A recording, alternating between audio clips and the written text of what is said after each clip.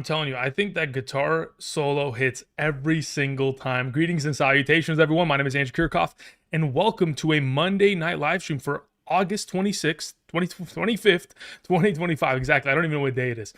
Welcome for the next hour plus. We're talking all things fantasy football. I just saw someone in the live chat say, who's the thumbnail? That's Ollie Gordon of the Miami Dolphins, and we'll talk about Ollie Gordon in just a moment, but I just want to give you guys a quick overview. For the next hour plus, we're answering any and all questions. If you guys do have questions, make sure you go ahead and ask it in the live chat. If you're going to send in a question, whether it be a live chat and or a super chat question, regardless of which way you send it in, make sure you include more context. What's your league scoring format? How many teams? All that kind of jazz. The more context, the easier it'll be on my end. Outside of answering questions, we'll conduct a couple mock drafts over the course of today's live stream. A couple 12-team, potentially super flex. Just depends on what you guys are interested in potentially mocking.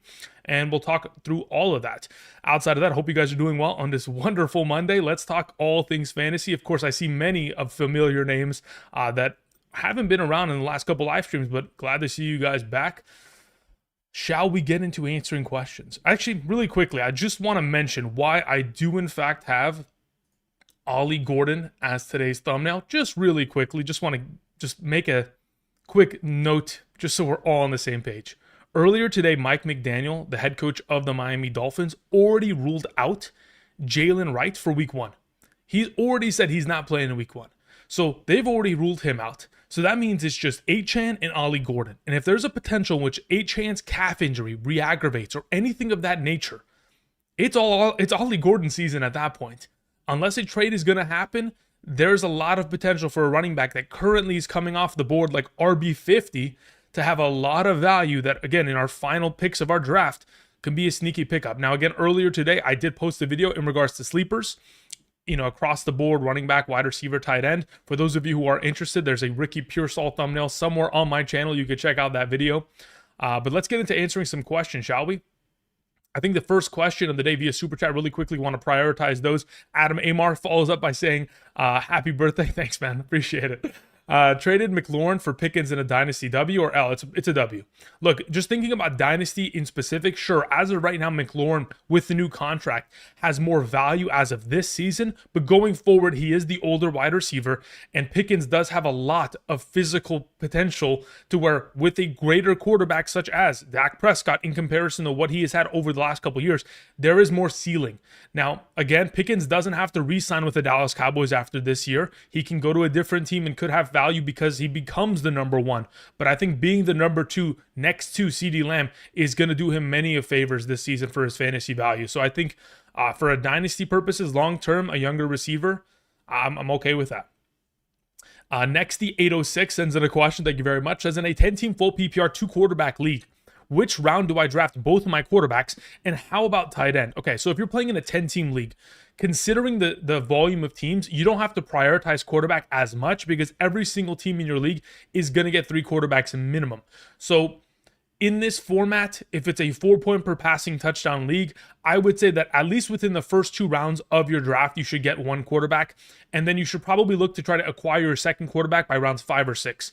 That's the way that I would approach it. Accordingly. Now, again, you can play it based on how your league mates are also drafting. For example, if your league, let's say you're the final pick of the first round, 10 teams, and nobody in your draft has taken a quarterback yet, I would still take one just because I know by the time it comes back to you in the 3rd/4th, the likelihood is that the top 5 are gone. But you can always play it by ear and go accordingly based on that. Otherwise, I'm still, highly valuing them at least within the first 2 rounds, grabbing 1 minimum. And as for the tight end position, typically in a super flex format, unless you're going to grab one of the top 3, just punt and go get Tyler Warren or Colston Loveland way later in the draft. So basically just wait until, the 8th, 9th, 10th round. Pair up like a Colston Loveland with a Jonnu Smith or a Tyler Warren with a Jake Ferguson. I think that would probably be the best kind of advice that I could give you in that regard, because you do want to prioritize 2 quarterbacks relatively early. Patrick sends in a question. Thank you very much. Another one of these Superflex format questions, who says, in a Superflex PPR draft tomorrow, I'm the 5th pick. I have Knicks as a keeper in the 11th round. Fantastic. Target quarterback in my first or stud position player. in a super flex league in which quarterback is probably going to be kept in many of scenarios here. I don't know how many teams are in your league, but under the assumption that a couple quarterbacks are already being kept, it's probably in your best interest to most likely go with a stud positional player in the first, unless at the 1.05, you have an opportunity at getting one of the top 4 or 5 quarterbacks. So if Allen, Lamar, Daniels, Hurts, or Burrow are available at 1.05, that's when I'd be very comfortable taking one of those. Otherwise, I'm just going to go with a wide receiver or running back best available, considering you already do have a solidified Bo Nix going forward. Johnny Coffee, what's up, brother? Thank you very much. I appreciate it. All right, let's scroll down here. Mr. Golden sends in a question, says, questions below. Thanks, Andrew. No problem. Firm handshakes. All right, question from Mr. Golden says, Burrow, Genti. Oh, it's more like a team. It says, Burrow, Genti, Kamara, Hubbard, Adunze, Pearsall are my starters. Am I cooked 12-team PPR? I think you took a lot of discounts at wide receiver, to say the least. At 12-team PPR, I'm surprised that your 2 best receivers are Adunze and Pearsall. Now, I have no issue at all with Pearsall as my wide receiver too. Adunze, on the other hand, as a starter in your league, I think is a little bit sketchy.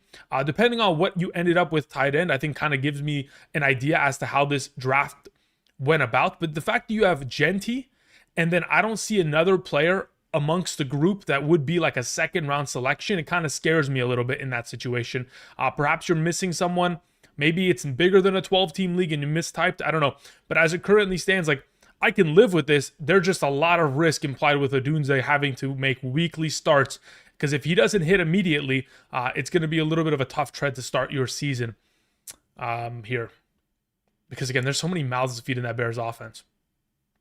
We did see a question that came in from Prohibit. Before I do that, really quickly, before I answer that, quick reminder again, besides answering questions over the course of this live stream, we will be conducting a couple mock drafts. I do appreciate y'all coming through. Again, there's a lot of you here. If you haven't yet already, click the like button. Greatly appreciate the support. It continues to boost the channel as we proceed. I'll be live streaming every single day over the course of this week, Monday through Friday. As we get closer to the weekend, again, I'll be conducting a lot of my drafts, so there's probably not going to be as much time to live stream. But then once we get to week 1 and beyond, like you guys know, it's like a daily live stream over the course of the week for 7 days a week. So that'll be conducted for sure going into week 1. So keep an eye on that. Make sure you click the bell notification button. The final thing I wanted to mention before we get into answering questions, if you guys want my updated rankings by position, by tier, be sure to go ahead, travel down to the description of the video and check out Betr. I've mentioned this all season long. Again, I'm partnering with them in order to provide rankings and, of course, plays for you guys. But those rankings will be by position, by tier, half PPR, full PPR, quarterback, running back, wide receiver, tight end, kicker, defense, and flex for your draft rankings, and then additionally weekly Sunday morning rankings to help you set your lineups. So for those of you interested, all you have to do is use code Andrew today, make that first time deposit minimum of $10, and then you have to make a minimum $1 play within the Betr Picks section, which is either, you know, more or less on any given player's stats. Pick 2 players, throw them into a play, and then, you know, let it go. And then you'll be on my email list. Make sure you check your spam folder. Thank you. All right, let's see what Prohibit had to say here. It says, would you trade Christian McCaffrey for Malik Neighbors in a full PPR? I have Harvey, Jacory, Chase Brown, Scattaboo as my running backs. No, I wouldn't. Personally, I wouldn't. I don't really love the makeup of your backfield as it currently stands to where I'm feeling comfortable enough to make that move. Because Harvey and Jacory are still coin tosses. Scattaboo is definitely not in the rotation to the extent to where he can be a flexible option in your league. So as of right now, considering you'd be heavily reliant on 2 rookie running backs that, again, could be in a little bit of a timeshare to begin the season, I think it's probably better in your interest to hold on to McCaffrey in this scenario, because I don't mind starting, you know, McConkey, Wilson, and McMillan as your wide receivers, not only to start the season, but for the remainder of the season. So if I was in your position, I'd prefer the CMC, considering the way that your team has been constructed. Now, once you get maybe 4 weeks into the season and we've seen what Harvey and Jacory, you know, Krosky Merritt is capable of, then at that point we could talk about the potential pivot, you know, trading, etc. Thank you, Prohibit. I appreciate it.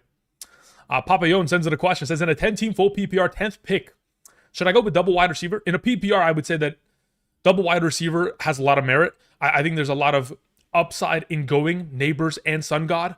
I think you could theoretically throw in a running back within the mix, but I really do think that in a 10-team league, the running back value that is going to return to you in round 3 and 4 is, I think, I think it's strong enough to justify a double wide receiver start. So in a 10-team league, I would suggest going that double wide receivers in that position. All right, we had a question that came in from Luke C. Thank you very much, Luke. I appreciate it. It says in a PPR, 1 running back, 1 quarterback, 1 tight end, 2 flex, 3 wide receivers. My team consists of Nix, Jacobs, Connor, Caleb Johnson, Charbonnet, Mixon, Lad McConkey, Sutton, J-Mo, Diggs, Jacoby. Man, there's a lot of names within your team. Mixon and Jacoby. There's a lot of stuff that's going on as of just today. Jacoby Myers obviously asking for a trade because they signed Amari Cooper. I know somebody earlier on in the live stream, I saw it while I was playing the intro music. Somebody asked, am I picking up Amari Cooper? The answer is no. If you watched any of Amari Cooper with the Buffalo Bills last season, it is not pretty. So no, not interested wholly there. I think they'll get Jacoby Myers signed. He's been far too talented and done too much for that team. You have McBride and Njoku. Thoughts on the team as a whole? I mean, Nix, again, is top 6 quarterback, top 7. Then you have Jacobs, Lad McConkey. I mean, my only question is, what was your first round pick? Because, I don't see one on this team. You have Jacobs and you have Lad as like your 2 of your best wide receiver and your best. Maybe if it's a tight end premium league, I could understand taking McBride in the first round, late first. But I just don't even see where your first round pick went. So that's what scares me. It's a little bit less like, yeah, there isn't that commander of your team that is going to dominate and be that 20-point player in a PPR or, 18 to 20-point player, which scares me. Outside of that, again, you got a lot of wide receiver depth, you got a lot of tight end depth, you got a lot of running back depth. So I'm cool with the roster as a whole. Just I'm curious, who was your first round pick in the whole thing? As for your other questions, it says Najee, Damian Pierce, Willie Marks, Tyjae Spears, or Rico Dowdle on the waiver. Not interested in Rico. Not really interested in Damian Pierce. Again, as soon as the coaching staff that currently resides within Houston came in, Damian Pierce disappeared. So it's going to be the Nick Chubb show. As for Najee Harris, he's going on the NFI list, which is the non-football injury-related list. He's expected to miss the first 4 games minimum. Just so is Joe Mixon. So of the group, I'd probably just go and get Tyjae Spears just for the purposes of having that PPR upside within his options. GVN G says, in an 8-man league, who would you target with the 7th pick? Is it an 8-man full PPR or half PPR? Because as it stands, like if I go to my full PPR rankings and the 8th pick is available, like I'm either going McCaffrey or Puka. That's the way that I'm going. I could justify. No, I couldn't. I'm either going McCaffrey or Puka. It just depends on how you want to start your league. Considering you're most likely going to get either St. Brown or Neighbors potentially coming back to you in the 2nd round, I'm cool starting running back there. So like McCaffrey into a Neighbors, and then in the following round, potentially by the time he gets to pick, let's see, in the 3rd round, you could probably grab like a Jackson Smith and Jigba. You could grab a Trey McBride in a full PPR, very suitable for that kind of a start. 4th round, I mean, again, there's probably a likelihood in which someone like Kyron Williams is available because of the 8-man function. So those are kind of options. Donald Smith in the live chat was saying Braylon Allen or Ollie Gordon. Both. I think they're both, as of right now, I think there's justifications for both. But if I was going to potentially prefer one over the other, Ollie Gordon is getting the boost because of the injuries in that backfield, and the opportunity to potentially take over is a little bit more attainable to him in comparison. So in the event in which something is to happen to Achane or he's not able to get to a full standing, Ollie Gordon in my mind is really valuable, considering there is a potential for him to take the majority shareholder stake in this backfield. Now, if this team goes out and trades for one of the Jacksonville Jaguars running backs, they bring in ETN or they bring in Tank Bigsby to be that bruiser back, that changes everything. But for right now, I'd probably lean towards Gordon. But if we get information that Achane starts practicing tomorrow, just give me Braylon Allen.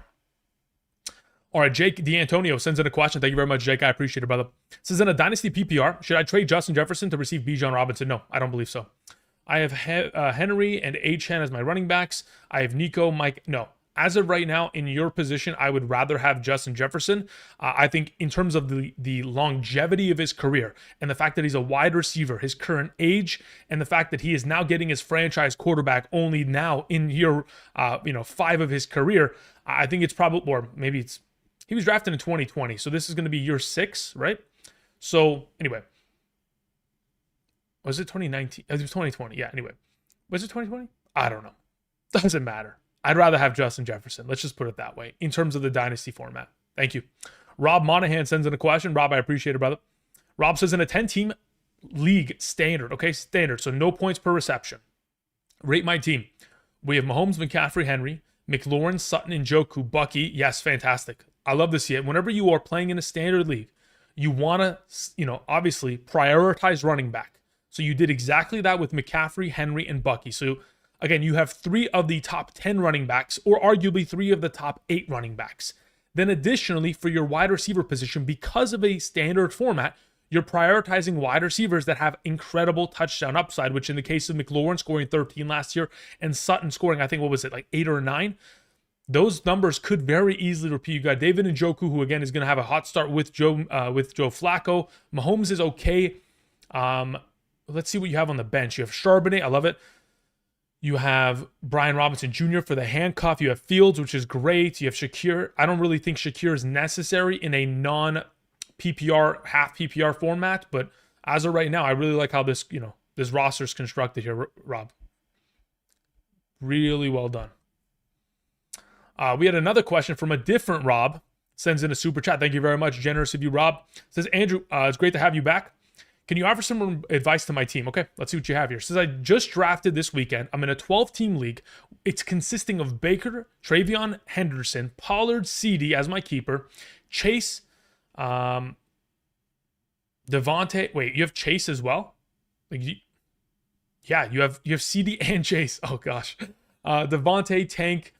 Wow, Blue, Mixon, Dowdle, Higgins. Oh, goodness, brother. This is a... Okay. So considering you have CeeDee Lamb and Jamar Chase to begin with, and then you have Devontae Adams and T. Higgins, I'm hoping this is a league in which you can play 2 wide receivers and 2 flex, or 3 wide receivers, 1 flex, because you're going to start really bullying teams in a full PPR format because of the construction of that. Then once you get back, mix in probably week 5 or 6, he'll be relevant. But until then, Pollard and Travion Henderson can not only they're not just going to be serviceable, they'll be enough to where you can string together pretty good wins early on in the season. You have Baker, which is a top 7 quarterback. You have T-Law just in case anything goes wrong there. You have the upside of future potential for, guys like Tank Bigsby and, Blue. Leggett, I think, is a flyer on your team. Washington, Baltimore defense, not bad. I mean, I think as a whole, wide receivers are going to carry your team, especially if it's a full PPR and you can start them all. If you can't, then again, it's going to hurt every single week to have to bench Higgins because or either Devontae Adams or Higgins, to which at that point might look to, I don't think you need to move one. I think you just hold and just let it ride. Having 2 Cincinnati receivers, though, is tough. Marvin Lewis sends in a question. Thank you very much, Marvin. I appreciate it. Says, your thoughts on rostering Judkins and Ollie Gordon. This is the thing about Judkins. We don't even know, he's not even signed to the team yet. So we don't know how much or how long it's going to take for him to play. So until we can get a clearer picture as to his status, it's Jerome Ford and Dylan Sampson, or potentially a running back that they go out and trade for. We'll have to wait and see. So as of right now, considering Judkins is more of a long-term investment and Ollie Gordon is something that we try to potentially have pay off earlier in the season, we'll know within the first 3 weeks if Ollie Gordon is going to make an impact and if he's going to make an impression on this team. And at that point, if he doesn't, then you can move on from him. But Judkins is somebody that you are picking up and you aren't really going to actualize his value until week 8. So if you have a larger bench within your team, let's say, for example, you're playing in a league in which you have 6 or 7 bench spots, then okay, I'm okay with the idea of rostering Judkins for the future. But until then, not even joking, I think I'd rather just have the short-term Ollie Gordon because we know that Jalen Wright is out and Achane is going to be dealing with a calf injury. And again, we have seen the Miami Dolphins utilize running backs in all potential phases. And considering Ollie Gordon can be the goal line back, he can be the early down back, and he can sure as hell catch the ball, there's value there. Take flight Mike 23 sends in a question, says, hey Andrew, advice on my 8-team PPR, 1 quarterback, 2 running back, 2 wide receiver, 1 tight end, 2 flex. Let's see, positional advantage, draft strategy. Okay. If you're drafting 7th in a 8-team league and you're looking for positional advantages, as of right now, if it's a full PPR league, because of the 2 flex format, I'm inclined to probably look in the direction of drafting like running back, wide receiver with my first 4 to 5 selections minimum. And that's primarily because of the 8-team format and the fact that even though I may not get, one of the top 5 quarterbacks, I'm still going to be able to roster like Bo Nix and Justin Fields and be able to just play matchups if need be and still find comparable value. And I'm still going to be able to get a top 8 tight end in the form of a David Njoku or one of those sleeper options like a Tyler Warren and just roll with them in the event in which I don't invest into an early tight end. So as of right now, if you're looking for the positional advantage, you can certainly do so, but I think it may be in your best interest, considering the lower volume of teams, to just grab a bunch of studs at running back and wide receiver within that first 5-round span, which is just going to kind of set you up for the future. And then at that point, you can try to invest in the later rounds into alternative positions, but everybody's going to have an all-star team. If in fact you feel so adamant about the idea of drafting one of the top 5 quarterbacks, you can still get away with it and it's not going to hurt you. Because later in the draft in an 8-team league, you're still going to have ridiculous depth coming off of the bench. So if you want to take a positional advantage, I would suggest in an 8-team league, you do it in round 4. Let's see here. Dave sends in a question, says in a 10-team half PPR, picking at number 2, likely will be Bijan, but wide receiver won't fall to 2nd. Okay. Running back start. Pick Lamb instead and take a running back in the 2nd round, Bijan in London. As of right now, you got to take Bijan. I'm not really interested in a half PPR 10-team league going in the direction of CD Lamb there. If I felt like Lamb was going to be able to score 20 points per game this season, then sure. But I don't feel incredibly confident on that matter. So I'll just lean towards Bijan there. I'll take the points that he's capable of, of producing. I know that his offensive line's a little bit banged up as of right now. McGray, their right tackle is going to miss a little bit of time, which obviously is, he's a great run blocker, but their right guard is really, their entire offensive line. That right guard they have is a monster. But as of right now, yeah, I would go with Bijan. I'm perfectly comfortable going RB in round 2 because you know that the person next to you who took Jamar Chase at the 1.01 is going to have to address running back. So if you address running back in the 2nd round, it allows you to kind of get that advantage before the running back position disappears. If Bucky Irving, shows up in the 2nd round, Chase Brown, those are guys that I'm very comfortable with. And then in the 3rd round, you can go ahead and grab potentially someone like AJ Brown, Ladd McConkey, and just, roll it from there. By the time the 4th round comes around, maybe potentially, I'm thinking maybe Mike Evans falls, maybe Cortland Sutton in that range. That'd be pretty nice. Dylan Liu sends in a question. Dylan, thank you very much. Says, hey, Andrew, glad to have you back this season in a 12-team PPR. I have Burrow, Brown, C-Mac, T. Higgins, Sutton, and Njoku, Jordan Mason, Matthew Golden, Keenan Allen suggestions. I'm not too interested in, ultimately, let's just start with the construction of the team. Going double RB relatively early is solid. You're able to at least have solid wide receiver 2s in the form of T. Higgins and Sutton, who are certainly capable of wide receiver 1 upside, right? Like last season, when Sutton was on fire, weeks 8 through 18, the guy was averaging over 16 fantasy points in a full PPR. T. Higgins was averaging 19 fantasy points in a full PPR. So if you can catch fire with those guys initially, then your wide receiver position is set. As for the depth on roster, you're only mentioning 3 bench players. If that's really what your league consists of is 3 bench players, I'm okay with what you have. I just don't love the idea of having Keenan Allen there in comparison to alternatives that I would assume are still available in your league. Like if a Wanda Robinson's out there, I'm going that direction. But I love Golden.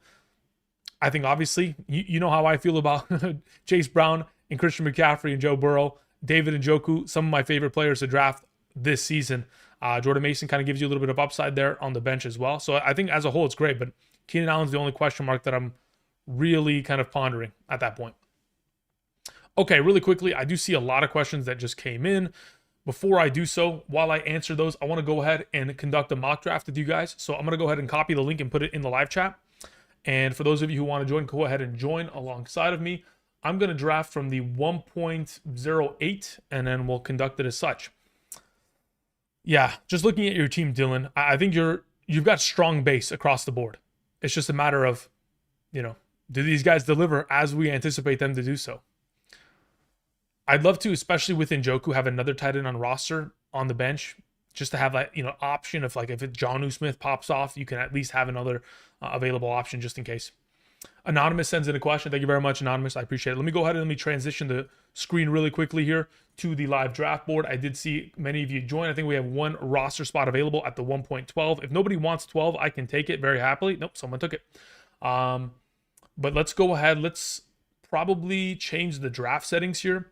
We're going to go full PPR, 60-second pick timer. So please don't take your sweet time. And then we'll go 3 wide receivers, 1 flex, 5 bench, no kickers, no defense, because we don't need to really simulate that. And then we'll start the draft, shall we? Okay, Anonymous sends in a question. Says, sup, bro? Questions in the chat. Let's get back to work. That's right. All right, says I'm in a 14-team, 2 flex, half PPR league. Keeping Kyron with my 4th, okay? And BTJ with my 6th. Beautiful. With that said, in any world, is it worth taking Lamar or Josh Allen with the first pick? No. Probably won't fall the second. Look, in a 14-team league, I can justify it based on how your roster's constructed currently, but I would rather, in your position,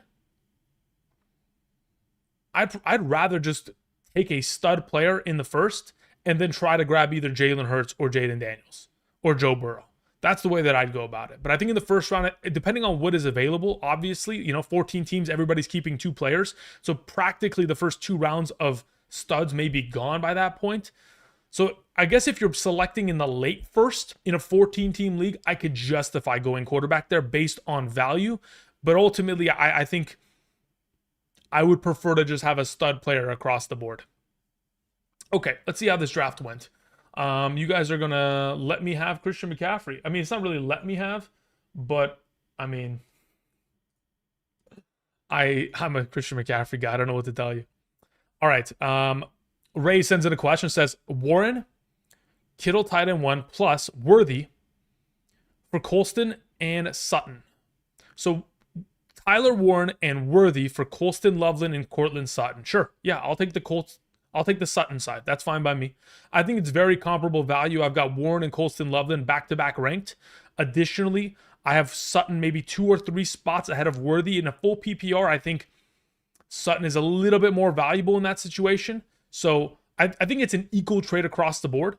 And you're not really missing out on much because you do get Colston back in the case in which, Kittle does miss his couple games a year, which he is typically going to do so. It does give you the backup option there. So yeah, I don't mind that trade. You're getting the upgrade technically at wide receiver, a little bit of a downgrade at tight end technically because of the PPR format. I do expect Colston Loveland to get less receptions accordingly, but still, option. Pretty solid there. Jerry Gonzalez sends in a question. Jerry, how's it going, brother? Says, rate my team in a 12-team full PPR. We have Lamar, we have Cook, we have Henderson, we have Montgomery, we have Benson, Sampson. Okay, let me just see this team as a whole. Lamar, Cook, Henderson, Montgomery. Benson and Sampson are just kind of like your insurance policies. You have Jamar, Terry, Adunze, Waddle. Then you have Kirk and Thornton. Thornton's a little bit of a that's a decision there, but I respect it. I respect it wholeheartedly. I could see the vision, brother. I could see it. Okay, so seeing as what is available in the second round, Devon Achane has come to this direction. Chase Brown is somewhere here. At this point, I kind of just want to grab a receiver. So at this juncture, we'll just take my A.J. Brown and we'll see what comes along. Let's hope A.J. Brown's healthy this year, guys, right? Okay, looking at what we have here. Lamar, Cook, Henderson, Montgomery, Benson, Sampson, Jamar, Terry, Adunze, Wand. Yeah, I mean, look, as a whole, the team is strong. The biggest weakness of the, I mean, really, I don't even see a weakness technically. Because you do have Jamar and Terry. Adunze and Waddle are kind of like your, let's see, make or break. They're going to be the flex option. But even if they can't flex, Montgomery will flex. In a full PPR, I'd prefer to flex one of Adunze or Waddle. But again, I guess after the first couple of weeks, we'll get a clearer picture as to what we're going to construct this roster with. But I think it's strong across the board. I think the running backs you have, even though you went early wide receiver, is strong enough to suffice. Henderson's really going to have to make a huge push in that receiving category because James Cook, unfortunately, isn't as involved and may take a little bit of a couple steps back this season because of Ray Davis. But overall, strong team. I like the Ingram pick. I like the Lamar pick. You're getting advantages there. It's just a matter of can Cook and Henderson really deliver because everybody else is pretty strong. Adrian Acosta sends in a question. Says, hello, Andrew. What do you think about my 12-team full PPR league? It has Lamar, Derrick Henry, Kyron, Amon-Ra, Sutton, Andrew. My goodness. I think having three Baltimore Ravens is the peak of like, you're pushing it. No more. No more Baltimore Ravens on roster this season. You can't do it. But again, as it currently stands, having the primary structure of Lamar, Henry, Kyron, and Amon-Ra is beautiful. Sutton on top of it. And then you have the potential upside of what, a guy like Travis Hunter, Downs, Harvey can potentially provide over time. Pretty strong team. I don't love Mark Andrews in a full PPR. I think that's where it's just it's a little off, but you do have Zach Ertz in case he's not able to pull it. The only reason I'm a little bit sketched out about the potential of Mark Andrews is because last season he was only getting about 4 targets per game on average from weeks, I think it was 5 through 18. You can't really do much unless you're scoring touchdowns, which again, if we expect Lamar to regress in that category, it could limit his potential for upside. So that's the only sketchy pick. Otherwise, really, really, really strong across the board there. Rick sends in a question. Ricky, excuse me. So what's your favorite combo in the second/third pick after choosing Chase in the first round? If I'm going to pick Jamar Chase in round 1, I would prefer to get at least one running back. And if a potential Brock Bowers falls to me, fantastic. In the event in which he does not, if I go like, let's say for example, if we're looking at this draft board we just had here, in a full PPR, let me see what available running backs. Yeah, in this kind of a format, Chase, Kyron Williams, and then most likely I would follow with probably Ladd McConkey. I think that is a pretty strong start for the 1.01 or potentially 1.02, depending on where you're selecting from. Just grabbing another running back and wide receiver under the assumption that Bowers is not available. If Bowers is there, then I think you can explore that route. But as of right now, I'm going to lean towards 2 wide receivers and 1 running back. Mr. Golden sends in another question. Dejuan Golden says, thoughts on Bigsby and ETN? Keep both on bench? Yeah, keep them both. All right, let's see here. McLaurin taken right before my selection. Seeing as to who is available. Man, I mean, I don't mind that. I kind of want to take Trey McBride and see how I can build this team. How much time do I have? 30 seconds. Let me see my PPR rankings. How much? I got Tyreek Hill 2 spots ahead of McBride. I'm going to try this build. Let's see what McBride in this round can kind of construct here. I know it's not a little bit. It's sketchy to kind of push that direction, but let's just see what it can deliver. Ooh, Lamar Jackson in the third. I like that. I like that a lot. For me, at least. I mean, it allows me to get a little bit more value down the line come the 4th round. It'll push a little bit more towards me. But yeah, in regards to Bigsby and ETN, I did post a video earlier today. I'm all in on either Bigsby or Tootin taking that job eventually. And considering the rumors over the course of the last 24 to 48 hours has been the Jacksonville Jaguars are looking to offload one of their running backs, either ETN or Bigsby. Again, depending on whoever gets shipped, there could be wins in both scenarios. You get a win for getting shipped, depending on where you land. You could get a bonus for not getting shipped and having full command of the backfield. So yeah, keep them both on roster. We'll see how it turns out here. Jeff sends in a question, says, let me go ahead and scroll back up, Jeff. My apologies there, just trying to catch up to your guys' questions. Jeff says, quarterback is Stroud/Fields. My wide receivers are Collins, Adams, and Wilson. Very strong. Pick 1 quarterback and 2 wide receivers to start week 1. I don't even know who they're playing. I know that the Jets play against the Steelers. Never mind. I know who everyone's playing. I'm just selling the lead. I know that the Houston Texans play against the Rams. So if I'm starting 2, I'm playing Collins, Adams, and I probably just kind of want to wait and see what Fields is capable of.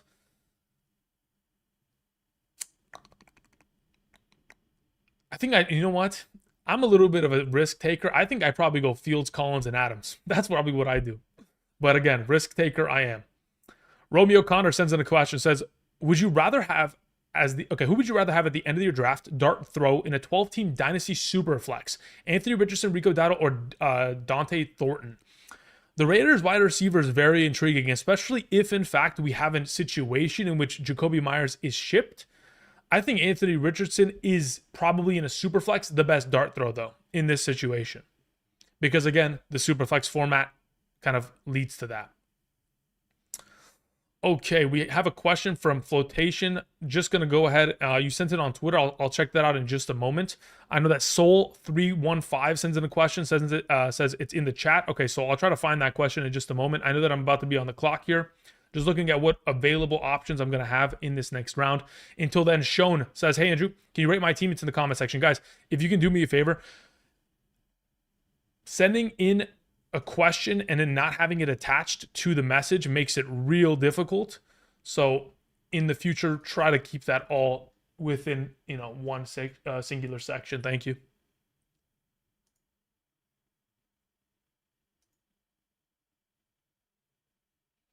Yeah, so as it currently stands, looking at what's available, I'm probably going Devontae Adams here. Seeing as to T. Higgins is gone, went very early. Mike Evans is gone. I don't really want to pick, Marvin Harrison or Garrett Wilson. I'm not really interested in an RB path here because I'm thinking I'm going kind of a hero approach. So I'll take my Devontae Adams shares and keep it pushing. Okay, continuing on. So let's see if I can find shown. Okay, so I know Soul315. I see your question in the chat. Says, how's my draft? We have Burrow, Genty, JT. Beautiful start already. BTJ, Drake London, Mike Evans, Kamara Powers. Okay. So I'm going to assume you're playing in a 10 or 8 team league. And it's an all-star roster, brother. Like it is going to just be. I was going to say it's going to hurt every single week because you're going to have to sit one of these studs. And that's going to be the toughest decision of the week is trying to get that right.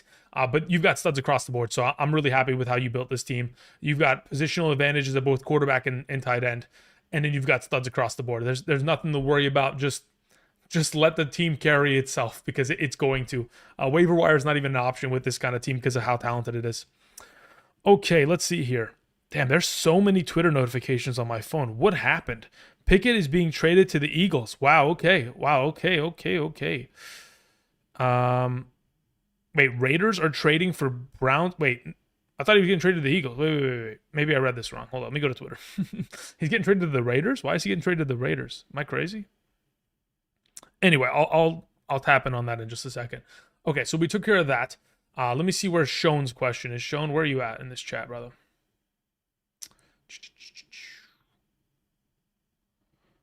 I don't see Shone's question. So until then, let me answer Mr. Flotation Swag's question that was sent via Twitter. So let me go ahead and check that one out. Flotation, let's see what you have here. It says, hey man, here's my roster again. I heard DJ Moore taking running back reps. Not sure how I feel about that. It's great. Again, if you go back to his days with the Carolina Panthers, we got some good usage there. It's solid. Even last year, I mean, again, trust me, just don't even sweat it. It's good. It just means more points. Also had Jaden Blue, but dropped him for Tootin. That's fine. Kind of went off the video you had. Wondering, was this a mistake or a waiting game? I think both of them are waiting games. But again, as of right now, do I have a preference over the two? I would probably prefer Jaden Blue as of right now because I think his path to RB1 in that backfield is a little bit stronger, a little bit more promising as of this current moment. In regards to the rest of your team, like I'd be willing to drop Bateman to go get, the potential of Jaden Blue there. Because again, I'm not going to start Bateman. He's very much so sketchy because of his touchdown necessity kind of requirement, and you already have Andrews there on team. So starting 2 Baltimore Ravens, it just kind of scares me. Thank you very much. All right, Sean, let's see if I can find your question here. If I control F in this chat, control F. Actually, I can't control F. That's going to be a problem. So let's see if I can find you in this chat, Sean. Okay, am I almost on the clock? No. Where is Sean? There's Soul. Sean, if you could do me a favor, retype in your question into the live chat. It'd be greatly appreciated. If you can hear me, thanks, man. Okay. Sathya sends in a question. It says in a 12-team PPR 1.01, I have Dak Prescott, T-Law, Bucky, Kyron, Hendy, Charbonnet, Benson, Braylon, Ollie. Okay, very strong. Jamar, Rashi Rice, Devontae Williams, Egbuka, Pure Salt. Okay, brother, this is a really, some of you guys just have some ridiculous rosters. Like, actually ridiculous. All right, let's see what I can pick here.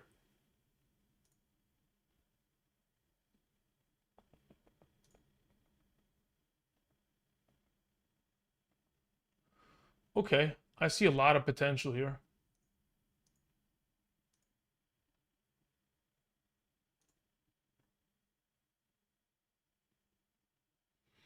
Do I risk it? I have a crazy idea. It's risky, but let me just try it. I'm tempting fate with this roster. Let's see how it goes. Okay, let's see here. I mean, look, as a whole, says thoughts on my low end quarterback slash tight end one. I mean, Warren is somebody that I expect to outproduce his projection. Dak and T-Law are more than serviceable. I think Dak could very easily finish as a top 6 quarterback this year if everything breaks right. I think T-Law could break as a top 10 quarterback because of his rushing upside and if that offense really does take the steps forward that they require. So really, you've made good investments at running back and wide receiver to where your quarterbacks and tight ends, even if they don't break out, still being low end in that tight end and QB1 conversation is still going to be enough to get wins, because they're going to have those breakout performances, the occasional 3 touchdown or a rushing touchdown game. So as of right now, I think it's a really strong team across the board. I'm not really complaining at all about this. I think this is well done and well put together. Sergio says, in a full PPR league, I traded Henry and Jamison Williams for Ladd McConkey and Omarion Hampton. Henry and Jamison Williams for... Okay, yeah, that's great. I'll take the Ladd McConkey and Omarion Hampton. I mean, I'm basically getting 2 third-round picks for a first and a fifth. That's pretty much what you traded out, and I'll take the 2 second-round picks there. Already had Genty and Kyron, so Henry, yeah, that's great. I think that's a great trade overall for you there, Sergio. SR20 Mar says, Jordan Mason or Zach Charbonnet? Also, Adam Thielen or Tillman. I think it purely depends on what you have on roster. If we're just talking about raw, who do I have ranked higher to score more fantasy points this season? It's Jordan Mason. As to if you have Kenneth Walker, I think it's obvious that you want Zach Charbonnet on roster. So as it currently stands, I would rather have Jordan Mason because I think he's in line for a little bit of a higher potential base floor of production that is not contingent on an injury taking place. While Zach Charbonnet may be in that kind of, it has to be an injury. Otherwise, it's a little bit lesser of a potential upside. Okay, Octavio sends in a question. Says, in a 10-team full PPR trade recommendation, we have Allen, CD, Amon-Ra, Omarion, Hampton. We have Brees, Njoku, Tet McMillan, Pollard, Montgomery, Golden, Charbonnet, Kincaid, Jalen, and Higgins. Okay, cool. So if I'm making a trade recommendation, it's to try to move Charbonnet and another piece to the Kenneth Walker owner and manager in order to try to improve that maybe tight end position, because that's really what I see. Okay, maybe RB2 as well, because like Brees Hall can be moved. Pollard is sufficient. I mean, yeah, look, when I look at your team, when you have Allen, CD, Amon-Ra, Omarion, Tet McMillan, the pieces I want to move are Brees Hall and Njoku, or I want to improve upon. So that's what I'm looking for. So I'm going to find a team that maybe wants a little bit more running back depth. You have Pollard, you have Montgomery as options there. You could potentially move Charbonnet to the Kenneth Walker owner and see what they want to move in terms. Time will tell, but I think that's my primary suggestion as of right now as to kind of how you would navigate it without me seeing the rest of your league and how those teams are constructed.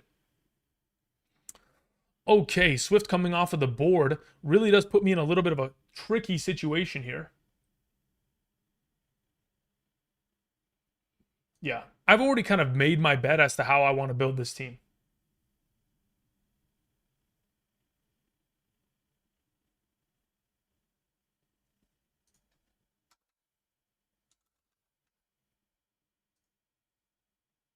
And that's why I wanted to do that. I was willing to take Rashi there just so he can be my flex, but I know I have to get him there. Otherwise, he's not going to be available. We're playing in a 3 wide receiver, 1 flex league. So at this point, my third, my flex is going to be Rashi. My third wide receiver is going to be the Pearsall. I'm going to get the running back value in terms of PPR upside potential later on. I'm punting on quarterback, and we're just going to see how it kind of rides from here. Okay, continuing on. Where are we at? We had a question that came in from, thank you very much, Octavio. I appreciate it. Lou says, in a 2-flex league, Baker, Jamar, Collins, Bucky, Omarion, Ollie, Garrett, BRJ, Harvey, Loveland, Mixon, and Ayuk too. How did I do? Mixon and Ayuk, I mean, you throw them onto your IR spots, so that's great. If you have 2 IR spots. If you don't have 2, then Ayuk is probably somebody that we're moving on from and we're rostering somebody else, especially when the upcoming waiver wire is going to begin to unfold. But Jamar, Collins, beautiful. Bucky, Omarion, beautiful. I mean, the fact that your flex options are in a two flex league, Garrett Wilson and Harvey is incredibly solid. Ollie and BRJ are your kind of lottery tickets per se. Loveland's a solid top 10 option. And I think as the season goes along, when Mixon comes back, I think it makes your team stronger. So overall, and again, on top of it, you have a top 7 quarterback in the form of Baker. So pretty happy with how you constructed that roster.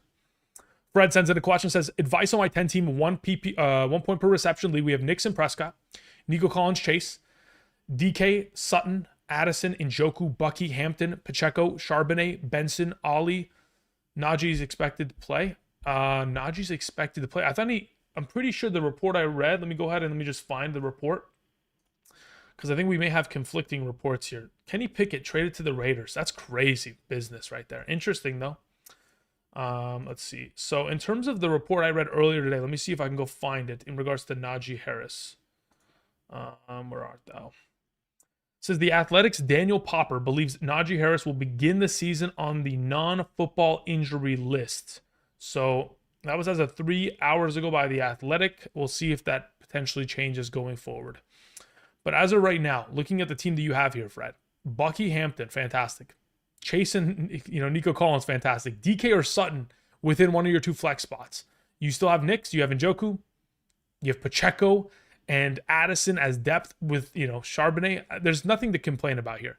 These are just well put together teams, and you're covering all your bases. And I think in itself, it's just well done. There's no holes within this roster, which is kind of how you want to make sure you leave your draft. If you have any holes, then we're in trouble. Lou sends in a follow-up, says, my only tight end is Loveland. Only quarterback is Baker. Yeah, I don't really have an issue with that. One bench spot open. Do I grab a tight end like Kincaid, Taylor, or Ferguson, or draft quarterback? No, you go get a tight end, 100%. If I was in your position, I'm going to pick up Kincaid or Ferguson. I'm not going to go pick up Taylor there, because Taylor's a kind of a longer term investment, and you don't need that longer term investment. You want solidification now in case Colston Loveland can't pull it. Okay, thank you very much, Lou, for the follow-up. Let me see if I can find Sean's question. Sean, where are you at, brother? Okay, let's see what we have here. Judy coming off the board there is a beautiful pick.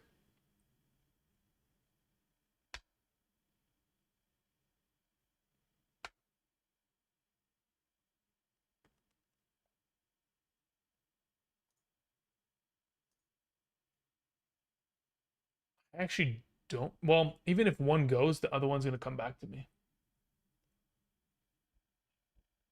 I kind of want to take Mixon. I'm actually I'm going long-term investment. Long-term investment strategy. Yeah. Let's just, I'm pushing the envelope here. I'm really seeing what the heck I can do. Can I find Sean's question? There it is. 10-team full PPR. Thank you, Sean, for typing that. Brock Purdy, Bijan Robinson, Ashton Genty, London, Njigba, Kittle, Kamara, Tracy, Pearsall, Ridley, Sutton, Loveland, Texans defense, and Matt Gay's my kicker. Beautiful. Again, across the board, you've got studs. I really have no complaints. I think obviously you took a little bit of a discount at quarterback, but who cares? He's still top 10 in my mind. So great. You have solidification of your roster across the board. If it was a double flex league, I'd feel more comfortable with the lack of investment at tight end and quarterback, but I just don't know what kind of a league you play in as of right now. Otherwise, really solid across the board. I expected Mayfield to go there, and then I want Bo Nix anyway, so I'm hoping that Bo Nix will come back to me in this 8th round, because I know everybody else has a quarterback, so they wouldn't be investing in that situation. So we'll see how it goes. Otherwise, I can just dip back into running back and then just punt on the quarterback position, considering I already took an early investment. Yeah, I think it probably... Well, look, here's the thing. When I look at my team and what running backs are available, I already know that I have to go grab Nick Chubb. But do I want to start him for the first month of the season? No. So there's other running backs here that will suffice.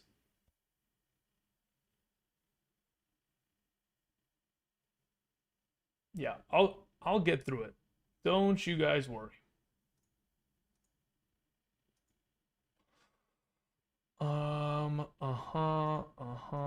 There's a lot of names here with a lot of value. I'm putting all the stars on them. Sorry. I'm taking my sweet time here. All right, that's cool. We'll see if I don't want an ETN. Sorry, it's a misclick. All right, continuing on. So yeah, shown.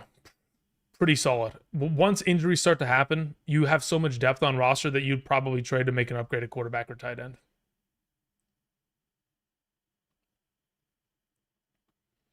All right, scrolling back up, now that we got the Shown's question, we go back to a question from Sergio. It says, Ricky Pearsall or Cooper Kupp week 1? I'd rather play Ricky Pearsall. It's not even remotely close, guys. Not even close. BA sends in a question. Says, in a 12-team full PPR, Nix, Taylor, Cook, Chase, Moore, Hawkinson, Metcalf, Pearsall, Eagles, Dicker, okay, Blue, Eckler, Jonnu Smith, Dowdle, Thielen, Caleb Williams, and the Packers defense. I mean, look, the fact that you have Jonathan Taylor, Jamar Chase, DJ Moore, I was going to say Dalvin Cook, James Cook. Okay, 1 second. Let me see what I want to do with my roster.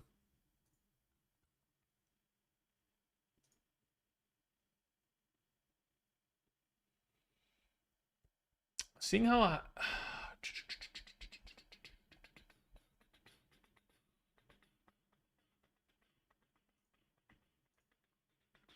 Let's see how this goes. Okay. I don't know what I'm doing, guys. I'm just like, I'm playing it by the hip. I'm drafting like ultimate risk because I went Mixon and Rice on the same team and AJ Brown. So like I'm so much so pushing the envelope of risk that we'll see if it pans out. We'll see what I can surmise in rounds 9 through 13 to see if I can recover in terms of depth. I think I'm capable of accomplishing it because I know what's available in terms of value henceforth, and I'll just try to play it by ear in that regard. But otherwise, like, ooh, look, like this team, well put together. You got the Judy here for your wide receiver 3. Got good running back investment early. You got your Hawkinson, pretty solid across the board. Okay, going back here. Back to BA's team. In terms of Nix, Taylor, Cook, yeah, Metcalf, Pearsall, Eagles, you got good running back depth in terms of value on the bench. Don't know if you need Dowdle there, but I can understand as to what you're looking for. Okay, so just really quickly, I'm not interested in rostering 2 defenses. If I was you, I'd probably be getting rid of that. I'd be getting rid of Dowdle, and I'd be going after somebody else. Other potential options like a Chris Rodriguez or Ollie Gordon, etc. Jeff sends in a question, says, everyone please give Andrew a sub and thumbs up. Thank you very much, Jeff. Greatly appreciate that, brother.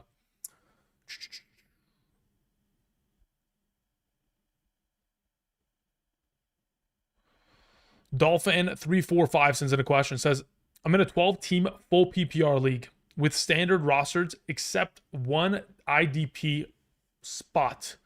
Where would you draft Travis Hunter? Honestly, I don't play in an IDP league.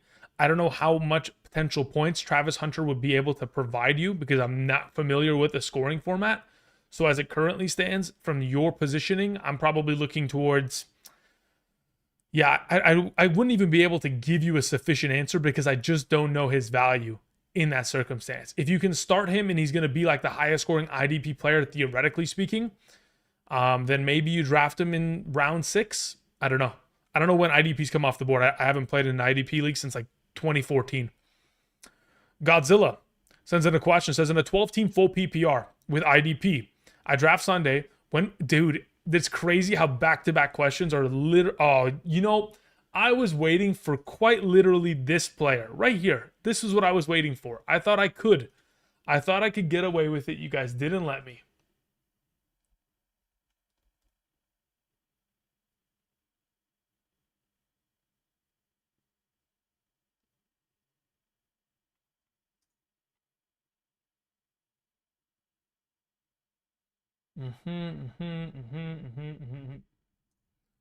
Take Khalil Shakir, keep it moving.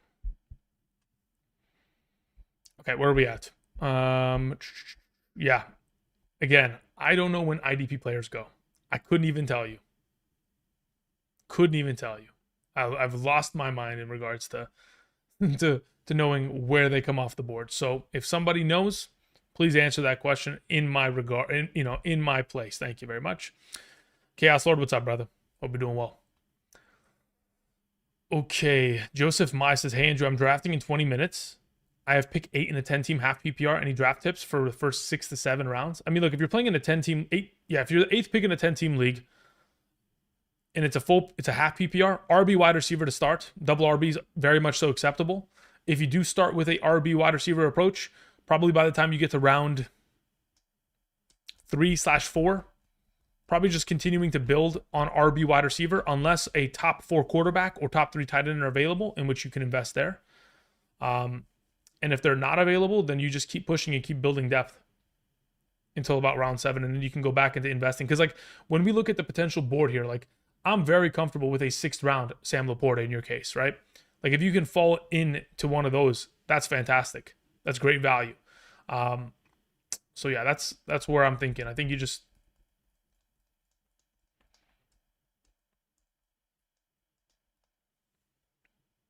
I'm watching this draft kind of develop here. I'm watching the development here. Keon Coleman, I like that. Very interesting. Kamikaze says, messages in the chat. Kamikaze, where is it? Okay, 12-team half PPR keeper league. I'm keeping Neighbors in the 4th and Lad in the 7th, picking from the 11th spot. How should I approach my first 3 rounds? You need to absolutely, without a doubt, go double RB. Unless you can start 3 wide receivers or 2 flex, I think double RB is your best approach there. Kamikaze, thank you. The auto pick going Jared Goff. Of course, Mims is a great pick there. Fantastic in the 10th round. All right, let's see here. We had a question from Johnson, who says in a 14-team PPR, the best strategy for 1 and 2 round RB, wide receiver, RB. In a full PPR, in a 14-team league, I think it's better to split. Go wide receiver, running back in those first couple rounds. Of course, you took Nick Chubb. Of course, because why wouldn't you? Well done, guys. Well freaking done.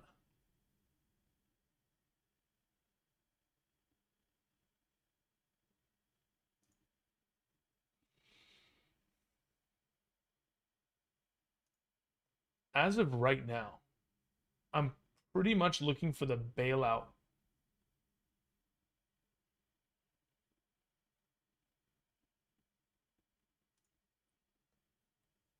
I think my bailout is just PPR backs and just hope they catch the ball 6 times a game. Okay, let's see where we're at. Going back to the questions. John Paul says, Bucky or Jacobs in round 2, then who in round 3? Bucky or Jacobs? I'd rather have Bucky, especially because of the PPR upside. As for round 3, it just depends on what's available. You go with best available at that point. It could very easily be a Lad. It could be a JSN, something of that extent. Godzilla Fireball says, I'm taking Hunter 101 in IDP. Big points. Yeah, I'm not 100% aware as to what goes on in an IDP league, guys. IDPs usually go literally with last pick. Oh, really? Okay. After defense and kicker. People usually go with linebackers. They get around 10 points per game. IDP league, flex player, other people. I mean, if a linebacker is getting 10 points and that's what's going to be your IDP like player, and let's say, for example, the potential of all the offensive points that Hunter puts forward is, let's say, for example, like 12 to 14 points a week, and maybe he gets a sprinkle of 1 to 2 points. Let's say he's a 15-point player. Is it worth that much? Maybe like before the last couple rounds you can grab him, but I don't know if it's going to be that much better than if a linebacker is just going to be a dominant 10 points a week. Ramon Salazar says, in a 12-team league, we have 1 flex PPR. We have Hurts, Chase Brown, Swift, Puka, JSN, Ferguson, Sutton, and Egbuka, Tracy, Jacoby, Addison, Charbonnet, Ertz, and Algier. I mean, as of right now, looking at the team, considering the full PPR format, both of your running backs heavily involved within the receiving game. You went heavy at wide receiver with Puka, JSN, which I think is great and really promising, along with Sutton. Don't love the tight end play of Ferguson being your tight end 1, but ultimately, I think he is certainly capable of top 10 upside if the Dallas Cowboys offense is, going to return back to their top 10 scoring kind of potential with Dak Prescott there. If they're much of the same of last season, I think Ferguson can still be top 10, but the touchdowns are going to be required in that scenario because I think you'll get a lesser target opportunity this year. But as a whole, the only thing that really scares me is like after Swift and Chase Brown, your next best running back is Charbonnet, actually, no, you have Tracy. Never mind. You're good. No complaints.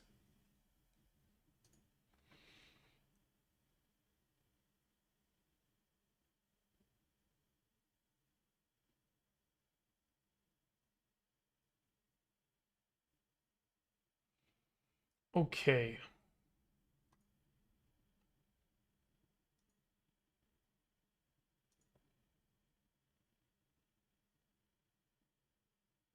There's a lot of potential. How many seconds do I have left? Oops. That's not what I want to do. 28 seconds. Okay, so I need running back. I know that. As to what I'm going to go with here, I kind of want PPR potential.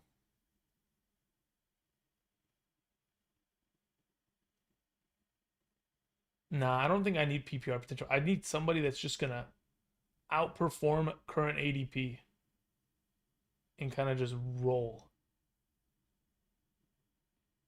Forget it. Let's go. Okay. Sorry, let me get back to the question here. JVDDA says in a 12-team full PPR, one keeper league, should I keep BTJ in the 9th or Brock Bowers in the 7th? If it's a full PPR, I'd rather keep BTJ going forward. Not only is he a better round selection in terms of a keep, but he's the more valuable prospect of the two. Unless you're playing in a tight end premium, I'm never keeping Brock Bowers there. Thank you. Jeff Whitfield says, a little late. What's your take on RJ Harvey? I don't know. I've heard a couple things in the last couple days that are beginning to scare me in terms of, here, let me go back to full screen. I've heard a couple things in the last couple days in regards to the potential of J.K. Dobbins being really much so involved in that backfield. They cut Audric Estime earlier today. I believe RJ Harvey, when it's all said and done by the end of the season, is going to be a top 24 running back. And I believe that because of his receiving upside, and I believe that because of the potential of his talent. Now, again, am I drafting him anywhere higher than RB 21, 22, 23? No. I don't really want to deal with him anywhere earlier than that. So as it currently stands, that's my take. I think early on, we will see a lot of J.K. Dobbins. We just have to hope that J.K. Dobbins is just going to be the pass blocking back because, again, RJ Harvey is not a pass blocker. He's not going to put his helmet into somebody's chest and let it ride. So as of right now, he's going to see a little bit of a lesser kind of role potentially. There may be opportunities in which he may get siphon some touches, but that's okay early on because eventually he will get the bulk majority. Let's hear. Samaj sends in a question. Traded Kamara for Garrett Wilson in a full PPR. Thoughts? Not interested. I'd rather have kept Kamara. Kamara is going to, on a per game average, outscore Garrett Wilson by such a higher volume that it does scare me that you made that move unless you're incredibly stacked in terms of depth. Do you have zero fears in White stealing carries? I don't mind the potential of Rachaad White. I think Rachaad White is a good enough back to where the value he could theoretically present for PPR purposes is fine because he demonstrated last season that when given opportunity is solid. But I don't know if the team loves Rachaad White. Like, I'm almost of the opinion that it wouldn't surprise me if Rachaad White got traded to the Chiefs. Like, legitimately. Like, if the report came out tomorrow that he got traded to the Chiefs, I wouldn't blink. Next, the 806 sends in a question. Says, big value difference, 5th round quarterback or 8th round plus quarterback? I mean, look, in the 5th round of this, oh, sorry. You know what? I moved this really quickly. In the 5th round of this draft, right? A quarterback would be just irrelevant here because the Bakers and the Bo Nixes don't go until 7 or 8. And then that's where it starts to kind of proceed. So as it currently stands, I'm of the opinion that I would have probably rather taken an early, like if 5th round quarterback is Joe Burrow, then sure. Otherwise, give me the 8th plus because I'm very comfortable getting a Bo Nix, Brock Purdy in this range. Speaking of comfortability, let's see what I can do with running back.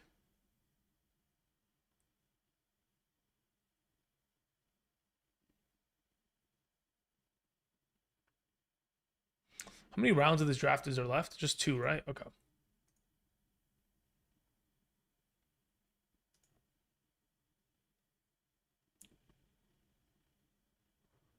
I'm just going to keep pushing that way. Okay.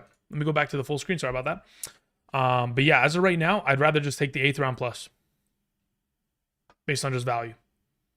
Spencer Adams in the live chat says, hey, Andrew, I'm at the 1.10 in a 10-man league. Should I take Neighbors, Puka, or Amon-Ra? I think you take Neighbors and Puka. Actually, no. Is it a full PPR or a half PPR? If it's a half PPR, I'll take Neighbors and Puka. If it's a full PPR, I'd probably go with Puka and Amon-Ra. Thank you. Full, let's see. Samaj says full team is Knicks, Christian McCaffrey, Derrick Henry, JSN, Njoku, Montgomery, Jameson, Boswell, Charbonnet, Pearsall, Debo, Goff, Leggett, Mims, and Brian Robinson Jr. I mean, as a whole there, I don't know.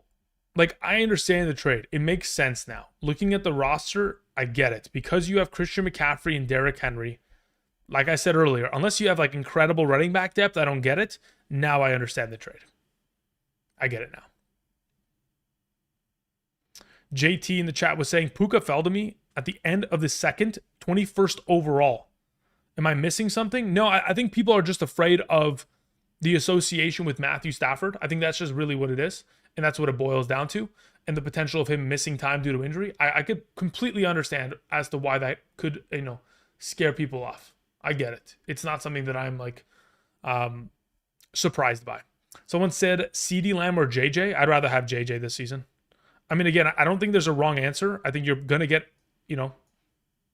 potentially somebody who's a top 3 to 5 wide receiver when it's all said and done this season. So if you do prefer one over the other, then take that player. But otherwise, I would rather have Justin Jefferson. What's the priority order? Puka, Nico, and Neighbors in a PPR. Puka number 1, Neighbors number 2, Nico number 3. So just in the way in which you typed it, Caleb. James Coffey sends in a question. Says PPR 7th draft pick. 7th draft spot. Best first round selection following Nico, Amon-Ra, Puka, Genti, McCaffrey, Henry, and London. In a PPR, I think it's either Puka or it's McCaffrey. That's the way that I go about it in a PPR format.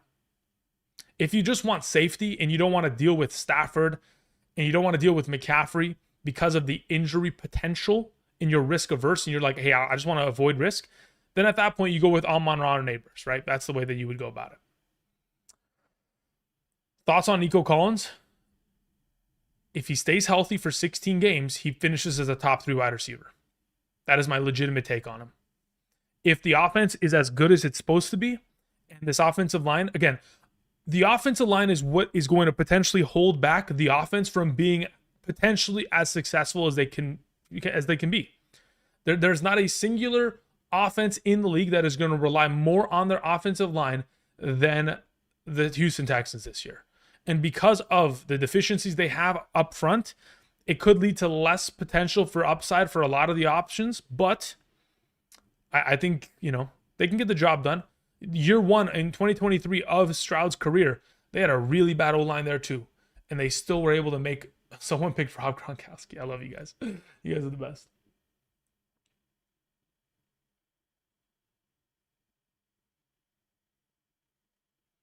Let me see. What can I pick with the final pick of this draft? Take Wanda Robinson and let her ride. Man, I went omega risky. My team is dog shit. I'm going to be honest. I should have very easily gone Harvey or Pacheco there instead of Rashee Rice. I got a little too cute with it. I should just reestablish RB there in round 5.8. And then at that point, I can do whatever I want. I risked it hard. Okay, where are we at here? Kamikaze says, is it a reach to take Henderson in the 3rd round? Follow up with my earlier questions. Is it a reach to take Henderson in the 3rd? Okay, so this is the thing, right? If you're going to get a player in the 3rd round, okay, right? Let me just put into perspective how many points he's going to have to score for it to be an actual a worthy investment, right?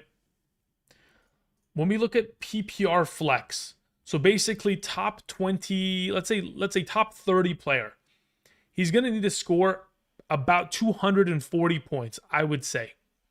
In order for him to score about 230 points, we're going to need to see 60 receptions, potentially 1,200 yards and 8 touchdowns. So basically, he's going to have to be the full-time starter. And only then and there can he be worthy of that range.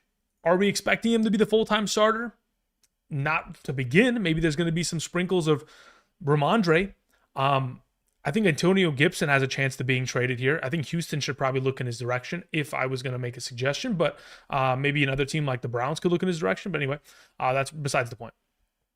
As of right now, he's going to have to put up 200 plus points. And again, like I just said, it's 60 grabs, it's 1,200 yards, and it's eight touchdowns. So if he's capable of it, sure. Otherwise, I think Omarion Hampton is worth that, but not Henderson, not off of that backfield. Team 3 was solid. Let's see what we have. Look, here's the thing about Team 3. I don't like Brees Hall this season. I don't know what it is. I don't mind eating my words, but I just don't like. Let me go back to the draft real quick. Let's just review this, okay? Because it's easier for me to look at the team if I'm just looking at this monitor. Okay, so looking at these teams, right? In terms of construction as a whole, I really like Team 1's construction. You double invest in the running back position. You get your applicable wide receivers. You go back into running back late as well. You get a solid quarterback and tight end. Fantastic build.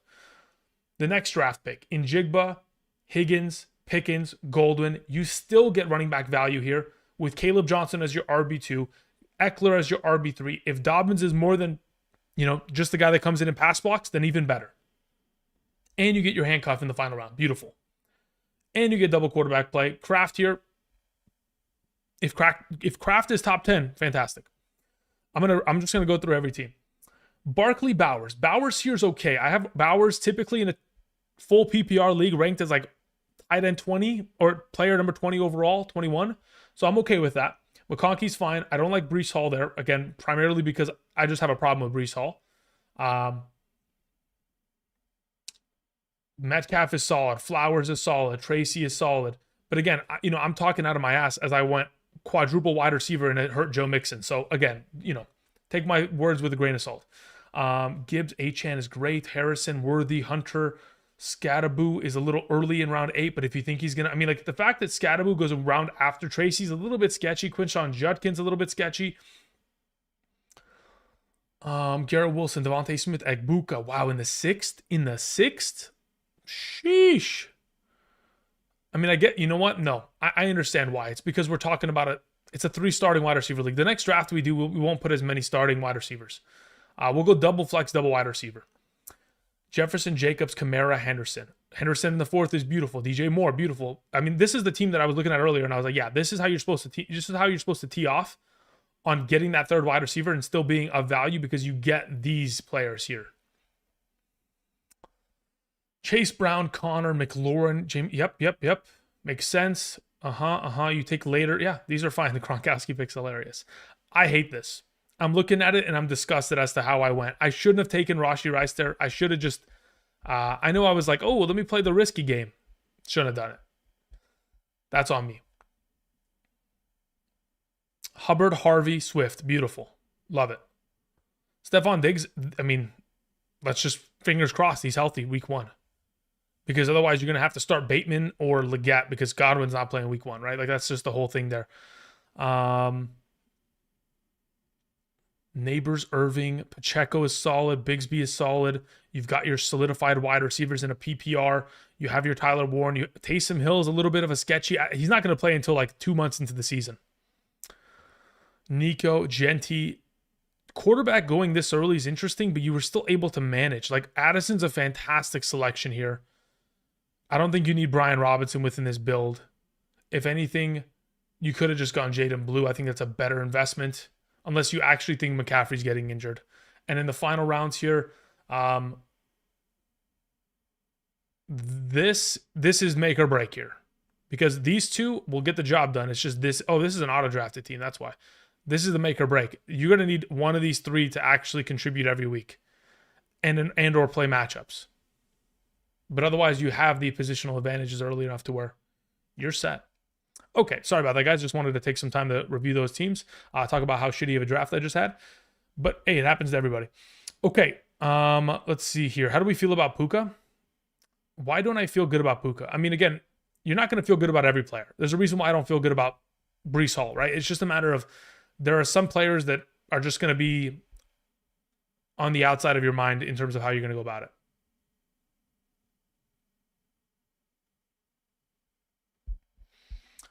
Hello, Andrew. In a full PPR, this is from Mr. Righteous, who says the following. I'm going to go ahead and I'm going to set up another draft here really quickly and post a link in the chat just so we can all get in on that draft really quickly. So let's get a new mock here.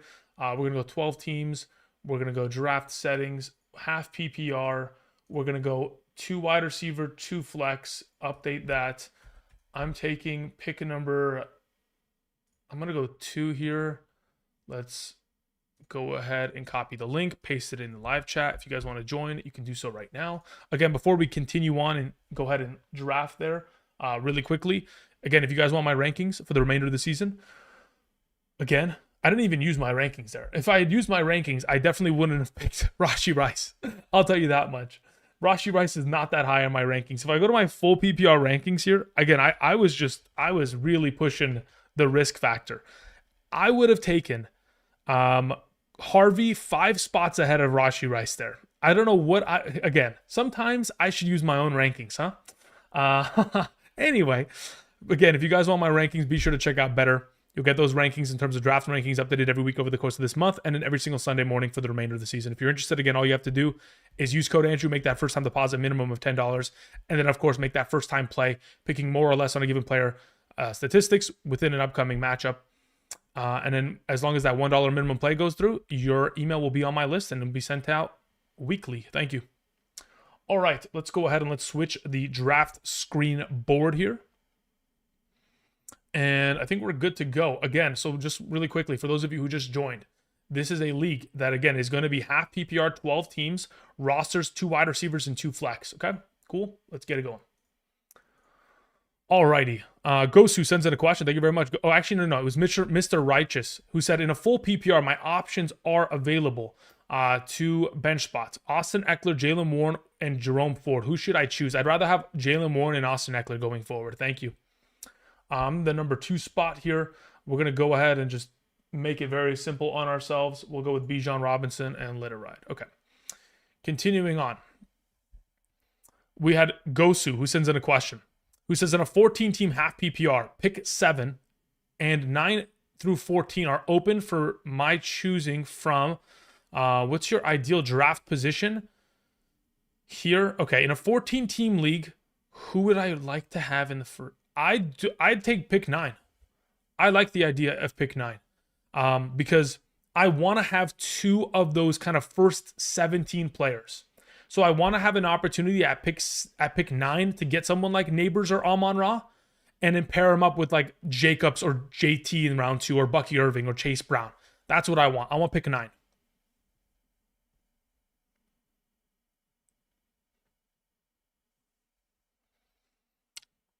Maybe pick 10, honestly, because maybe pick 9 or 10. I think that's what I'm really comfortable with right now. Because again, I'm trying to split the difference because of the half PPR. I'm trying to get a running back and I'm trying to get a receiver. That's why. Thank you.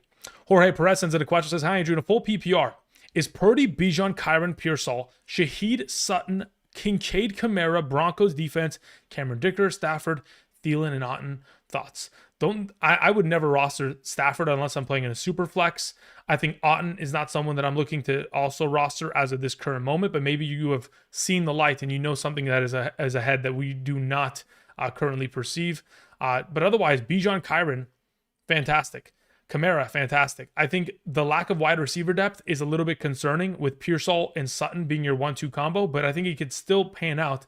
I just probably would have enjoyed picking a wide receiver rather than Kamara at the position in which you did in the round 3 section there. Otherwise, everything else is relatively solid across the board there. Would have loved to probably grab another tight end outside of Otten again still as my tight end too. Maybe somebody like Ferguson or Jonnu would have been a little bit more promising.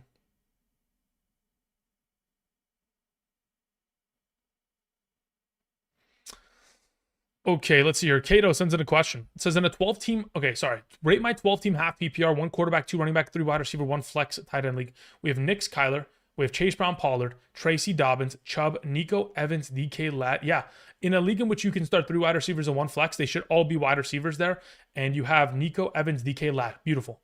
You have Chase Brown and Pollard and Tracy. I think it's a well put together team overall. And you get the advantage at quarterback. And you have McBride, and you get the advantage at tight end. I think that is how you're supposed to draft that team. Well done. Kamikaze says, Henderson in the 3rd in my league is equivalent to a 5th round selection. Yeah, okay. So in that case, yes, considering you are playing in a keeper league, then it is perfectly fine, Kamikaze. It is perfectly fine in your league's settings. Yes. Let's see how this draft has gone. You know, and really quickly, I need to turn on the air conditioner because it is getting toasty in the house. You can tell I'm already starting to sweat. The glare is starting to shine off my my bald head here. I do appreciate y'all coming through, supporting the channel with your viewership, and of course, asking questions and being active members of this community. Again, earlier today, we did post a video in regards to my sleepers for this upcoming season. So if you guys haven't checked that out, do me a favor, check it out. Click the like button. It is greatly appreciated. KB says, thoughts on Murray and McBride stack? You know, look, here's the thing. I'm not so keen on stacks, primarily unless I am looking for rushing touchdown stacks. So I'm more inclined to stack Josh Allen, James Cook, Derrick Henry, and Lamar Jackson, and or Saquon and Jalen Hurts. That's what I'm more inclined to stack. Am I stacking a quarterback and a wide receiver? Again, I would rather just roster the best available players. I'm not in a position to where I'm like, hey, I need to stack this because, I want to have that quarterback tight end come out. Not to say that Kyler's a bad option. He is my top 12. He's a top 12 ranked quarterback. He has been ranked 8th, 9th, and 10th in the last 3 years. So, prior to that one injury. But him and McBride, I don't mind as a stack. I just don't know if Kyler's going to be enough of a fantasy point like contributor to where I am excited to start him over the potential of where I went and got Baker or Knicks instead. All right, let me pop the chat back out because my YouTube just crashed. Apologies for that. Let me just go ahead and catch back up into the live chat. Am I almost on the clock? A lot of running backs coming off of the board relatively quickly because of the half PPR functionality of this league and only and 2 flex spots. So as it currently stands, a lot of wide receiver depth still available. I'm relatively comfortable with the idea of taking an AJ Brown here. Let me look at my rankings because I got to not stray far away from it because obviously I can't be trusted. Is Achane still available? If he is, nope, he is not. I'm on the clock. Jacobs, Kyron, is Brock Bowers available? Because I would take him here in a half PPR, and I think that's probably what I end up doing. AJ Brown is my next highest ranked, then it's Ladd McConkey. So considering I expect one of those wide receivers to return to me, the way that I go about this draft would be in the favor of going Brock Bowers here prior to the turn beginning. And then I would follow that up with a wide receiver of the best available capacity, whether it's AJ Brown, Ladd McConkey, Jackson Smith and Jigba, Tyreek Hill, etc., just to kind of solidify those positions. Could theoretically go quarterback here, but I think considering I went tight end, I'm just going to take that advantage and run with it. I don't really think I need to spread myself a little bit too thin here in a double flex format. AJ Brown and Josh Allen, that's cool. I'll take Ladd McConkey there, and we will keep it moving. Okay. Getting back to this chat, we have a question that came in from D. Brown, who says, Henry and AJ in the 1st and 2nd, in the 11th pick in a 12-team league. When you say AJ, Aaron Jones, AJ Brown, Derrick Henry and AJ Brown as the 1st and 2nd round pick, I would rather have maybe 2 or 3 I'd rather have like Nico, BTJ, and London before I invest in that AJ Brown potential there. But I can understand if he stays full healthy for the entirety of the season, he's a top 5 option potentially there, especially if they throw the ball far more often this season. Far more often as in like they're not ranked in the bottom 10 in terms of passing attempts. Freehola 33 says, thoughts on my trade I made to give away CD, Kyron, and Diggs for Nico, Omarion Hampton, Pollard, and Pickens. Okay, so CeeDee Lamb and Kyron Williams, that's your 1st and 2nd round investment. So you're trading for a 2nd, a 3rd, and then like Pollard and Pickett. Ooh, wow, look at the quarterbacks coming off the board. I like to see that. That makes it a little bit more enticing as to, look, the teams back here in rounds 3 and 4, you guys must be incredibly excited because of these 3 picks here, or these 4 picks. You guys are in a significantly better position now to pick running back and wide receiver that has fallen off the board. Like Kamara is still available. Obviously, this team's not going Kamara. Triple RB start could be something that you could definitely attack with a double flex format, but I'd assume you go wide receiver. Jackson Smith, T. Higgins, Mike Evans, really good options. Trey McBride, I was going to say, in a half PPR, where do I have McBride accordingly? I have McBride as my number 27 player. So pretty much of value. Very much so of value there. Okay. But anyway, getting back to your question in terms of this trade. So you're trading away your 1st and a 2nd, and in a late round, like maybe like 8th or 9th round pick in the form of, let's say an 8th round pick. So a 1st, 2nd, and a 8th for a 2nd, 3rd, 6th, and 6th. I'm okay with it. I'm not against it. I think there is like obviously Pickens and Pollard, if it gives you the required depth that your team needs, then I think that's solid across the board. I think it's even. Robert Jameson sends in a question, says, rate my list. Good to see you back. Thank you very much, Robert. I appreciate that, brother. Robert, let me see where I can find your question. Here it is. It says, I've got Ben Coates, Marvin Harrison, Bart Starr, and Jerome Bettis getting the W this year. Yeah, I mean, I think you probably are going to be in a good spot there, Robert. Thanks, brother. If you actually have a team that you want me to look at, just go ahead and type it in. Thank you. Twisted Folk, what's up, brother? How you doing? Says, my strategy wasn't Rookie Town. What do you think? Half PPR, May, Fields, Genty, Hampton, Henderson. Oh, goodness. Tootin, Puka, T. Higgins, Sutton, Myers, Warren, Loveland, and Bass. Look, I'm going to be honest. I don't mind drafting 7 rookies because the rookies that you're selecting, Genty, Hampton, Henderson, are all implied to be incredibly involved in their offenses. 2 of them outright starters, the other one going to be a PPR machine. So I have no issue with going Genty, Henderson, and Hampton. I have no issue with that at all. So in the case of having, Puka, T. Higgins, Sutton, incredible wide receiver value, you have quarterbacks that have incredible rushing upside. Again, people look at May and Fields and they go, oh, I don't want to have May or Fields because they're not good quarterbacks. Well, I don't care if they're good quarterbacks. I care if they have rushing yards. That's all I can give about. So then you have Warren and Loveland to where you get the pick of the litter as to who of those two break out earlier rather than later. And then I don't love, Tyler Bass. I love Houston's defense. I'll tell you that much. Week 1 against the Rams, that's going to be a test. That'll be an interesting one. KB says, your outlook on Henderson and JCM.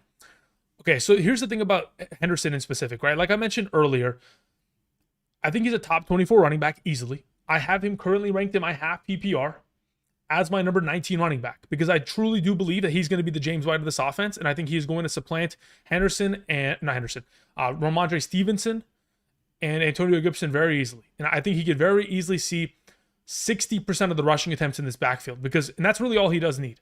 Because if he can get 150 rushing attempts and he can get his 60 receptions, that is more than enough at a solid yard per carry average to be top 24 at the position because the touchdowns will come eventually. And if they want to make him an even more involved back, then again, his upside continues to rise.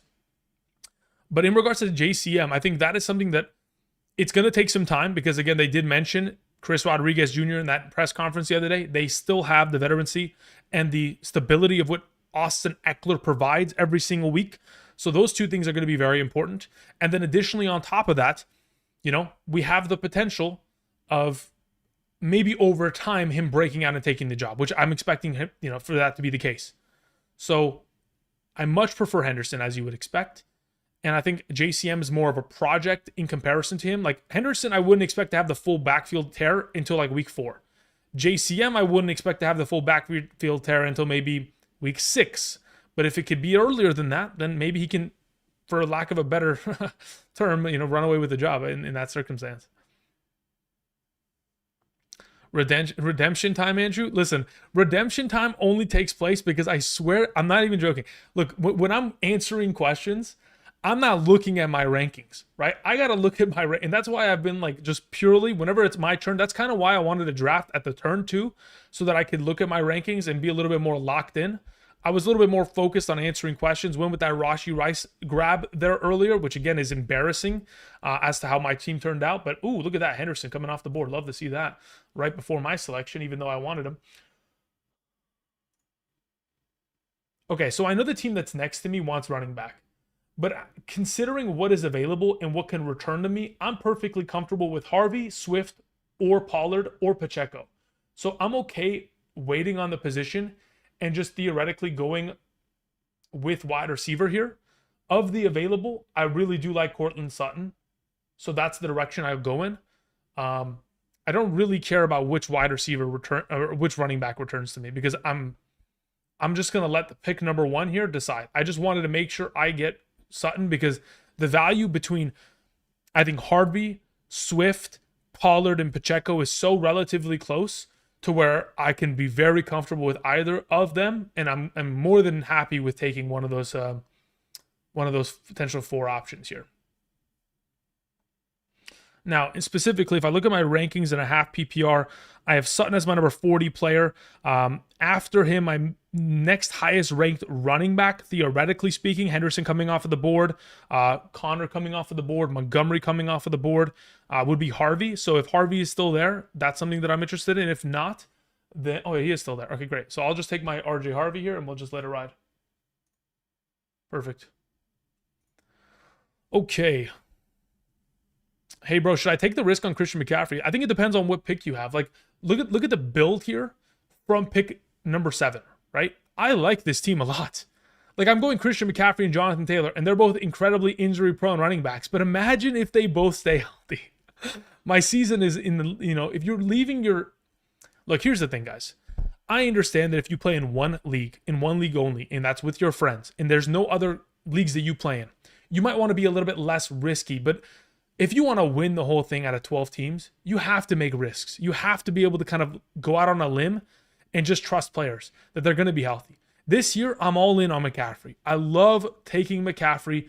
I mean, in this draft, legitimately, in a half PPR, I take him at 1.5. I take him ahead of Henry. I take him ahead of Jefferson. I take him ahead of Lamb.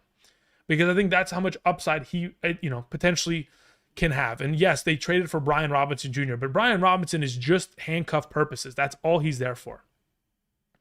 Ramon Salazar says, Andrew, who wins the NFC West? The 49ers win the NFC West this year. Ollie Gordon or Woody Marks? I'd rather have Ollie Gordon. Woody Marks has to still compete with Nick Chubb, Damian Pierce, Derek Mbawale. Ollie Gordon has a clear path right now. Okay, let's see here. What round do we snag Ollie Gordon? The last draft I just did, I got him in round 14. So 13, 14 is a solid spot. Would you trade Jalen Hurts and Kareem Hunt for Jaden Daniels? Yes, I would. Are we flexing McMillan, Igbuka, or Henderson? Depends on scoring format, I think, ultimately. Didi sends in a question. Didi, thank you very much. As in a full PPR, start 3 wide receivers, 2 running backs, and a flex. Tight end. Okay, thoughts. Okay, so you're saying start sit questions. Brother, I don't even know who Washington plays week 1. I'm going to be honest. The neighbor... Oh, no. I know who they play week 1. They play against... Washington plays against the Giants, right? I think so. Week 1? I think so. So you have neighbors. You have Ted McMillan, who plays against, I think, Jacksonville in week 1. Adunze takes again the Pittsburgh... they play against the Minnesota Vikings. Okay, anyway. So just looking at your team. If I'm starting 3 wide receivers, obviously it's neighbors, Ted McMillan, and then who's your third best receiver here? Adunze. So those are your 3. Your 2 running backs are going to be Bucky Irving and Ravion Henderson. And then, as for your flex position, you have 1. I am most likely going to be playing Swift there. And then I'm going to play Jaden Daniels at quarterback. And then your tight end between what you have available of Kyle Pitts and who else do you have available at tight end? I think that's it, right? Then yeah, Kyle Pitts is the starter there, unless you have somebody else available that I can't see. Thank you for the happy birthday wishes. I appreciate that. Thank you. Also, was Warren over Ingram the right move? Was Warren over Ingram the right move? Yeah, I mean, look, as of right now, in a full PPR, let me go check my rankings. I currently have it projected for Warren as my number 8 and Ingram as my number 11 because I don't expect Ingram to be as touchdown savvy this season. He never really has been a red zone threat in his entire career. He's more of a distractionary piece there. And when you already have to deal with Sutton, Marvin Mims, Harvey, and then the rushing potential of, Bo Nix, I think that's tough. Oscar says over the Rams. Listen, as a Rams fan, okay, I'm a diehard Rams guy, okay? I can admit when we are going to get absolutely outpaced by the 49ers. And I think this is the year in which we do. The 49ers have been at the top of they've been the cream of the crop of the NFC West for a while now. And I understand that the Rams, they have a potential, but there's a lot of risk involved there with that team.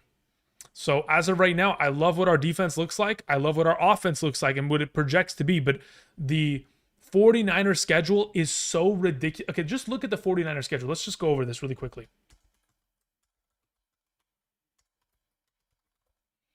Just going to pull this up and just drag it to my other monitor. Let's just go through this, okay? The 49ers schedule this season consists of Seattle, New Orleans, Arizona, Jacksonville, the first 4 games of the season. I expect them to win all 4 of those games. Then they take on the Rams. Okay, let's say they lose to the Rams, whatever, 4-1. Tampa Bay, let's say you lose to Tampa Bay, that's fine. Then you beat Atlanta, you beat Houston, you beat the Giants, and then let's say they split it with the Rams, you beat the Rams, you beat Arizona again, you beat Carolina, you beat Cleveland, you beat Tennessee, you beat Indianapolis, and then you beat, I mean, there is a potential in which the 49ers win 13 games this year, legitimately.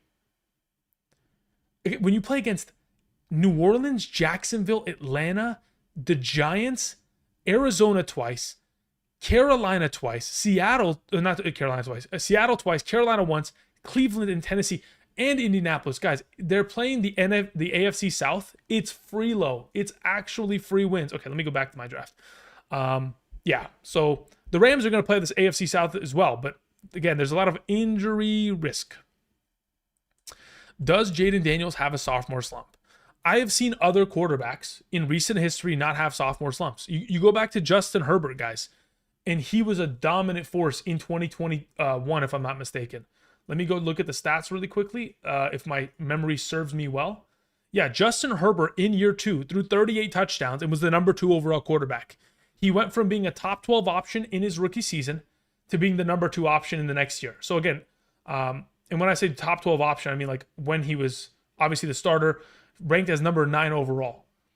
And then he went ahead and jumped to number 2 overall. So I think there's a great chance for Jaden Daniels, now that he has Terry McLaurin and Deebo Samuel, and, you know, now that there's no Brian Robinson Jr., guys, that means that there's more rushing touchdown upside on the goal line. I don't think a sophomore slump is ahead of him. I think he's far too talented, and I think Cliff Kingsbury has done too much good for offenses to kind of think that something, you know, of a sophomore slump could occur. Now, the question is, what do you consider a sophomore slump? Let's say he scores 17 points less than last season. Is that a sophomore slump? I mean, like on a per game basis, he loses 1 point per game. So instead of averaging 23 per game, he averages 22. Is that a sophomore slump? Because I would see that as great. We got the value of the investment. Andrew, can we speak on if Jacoby ends up getting traded? Time will tell. I think he's obviously asking to be traded because he wants a contract extension. And he wants to be paid because he's played well and because he's the wide receiver one of their team. And they went ahead and they signed Amari Cooper today. And it probably pissed him off. So he was like, you know what? I want to get moved. I don't think he gets traded. I think he probably gets inked a new deal. But time will tell. As of right now, even if he is traded, he is still going to end up probably somewhere, hopefully Pittsburgh, to where he's going to be given good enough value.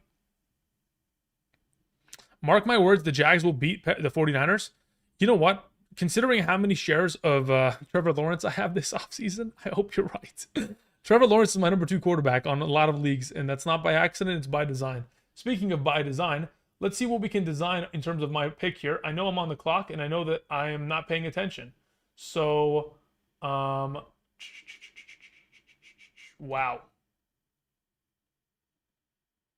I'm just going to take Rashee Rice. Guys, I didn't even know it was my pick. I'm going to be honest. I didn't even know it was my pick. But I'll take Rashee Rice. I'll take him. Whatever. I mean, I wasn't paying attention. Sorry. Okay, let me see here. Getting back to my draft rankings. So Rashee Rice was I would have probably taken Tracy over him, which is available. I would have taken Zay Flowers over him if is Flowers available. Flowers is still available. So if he can come back to me, I'll take Flowers there. The quarterbacks that I would have theoretically taken ahead of him are also gone. So not too interested there. But again, I have him ranked relatively close to that ranking. Yeah, I'm okay with where I took him. Is Laporta gone? Oh, wow. The tight end position has kind of been ransacked. Going forward, looking at what's available, I could go with Flowers, assuming he comes back to me. I could go ahead and wander down the Tracy aisle if need be. I think that's probably a good idea considering the half PPR double flex format. I like the idea of going Tracy here. He is my highest ranked available player. So I'll go down that path and I'll punt on quarterback. Yeah, again, sorry, I wasn't paying attention. As a Rams fan, how involved do you think Ferguson will be year one? Okay, but look, let's think about Terrence Ferguson. You use second round draft capital on him because you want to run a lot of 12 personnel. This is something that McVay has said all offseason, that he's been wanting to use 12 personnel for multiple years now, but never has been granted the opportunity. And this now presents that opportunity. So if anything, it's a boost to Kyron Williams' value. Additionally, you have two wide receiver sets in which you have both Puka and Devontae Adams, who are going to keep Tutu Atwell off the field, which again, I think is very much so promising, even though Tutu Atwell did ink a $10 million one-year deal here to kind of fill into that Demarcus Robinson role. But as it currently stands, I think Ferguson, based on what we saw at the final 2 to 3 games of what Higbee contributed, Higbee week 18, the first week of the fantasy playoffs, actually, you know what? The final 3 games in which he played, he had like a 38% target rate based on the routes he ran. There is a good chance that Terrence Ferguson could be top 15, but I just think there's so many mouths to feed that it's tough. And it really is going to depend on how much he's going to play in 11 personnel sets in comparison to Higbee, because I do believe Higbee is a better blocker. And if they're going to be utilizing him as a premier receiver in the slot, then sure, or in the inline. But if they're going to utilize whatever tight end they want out there as the chip release, I think they may just leave that in the hands of Higbee for at least the beginning of the season.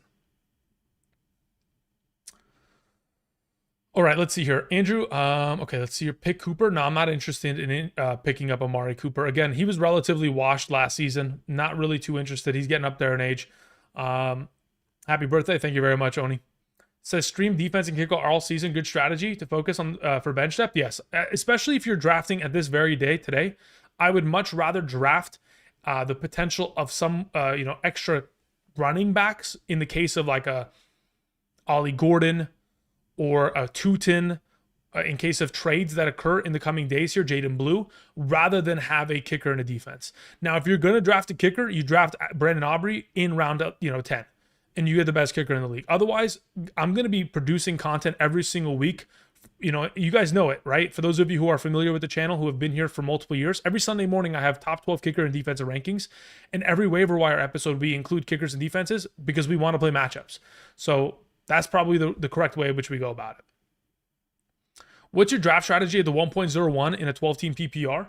I mean, okay, so you see the team that's next to me here. In this scenario, I probably, instead of going Chase and then Josh Allen here, I go Chase, I go A.J. Brown, which is perfectly fine. And then I probably follow with the best available running back, which in my mind is either...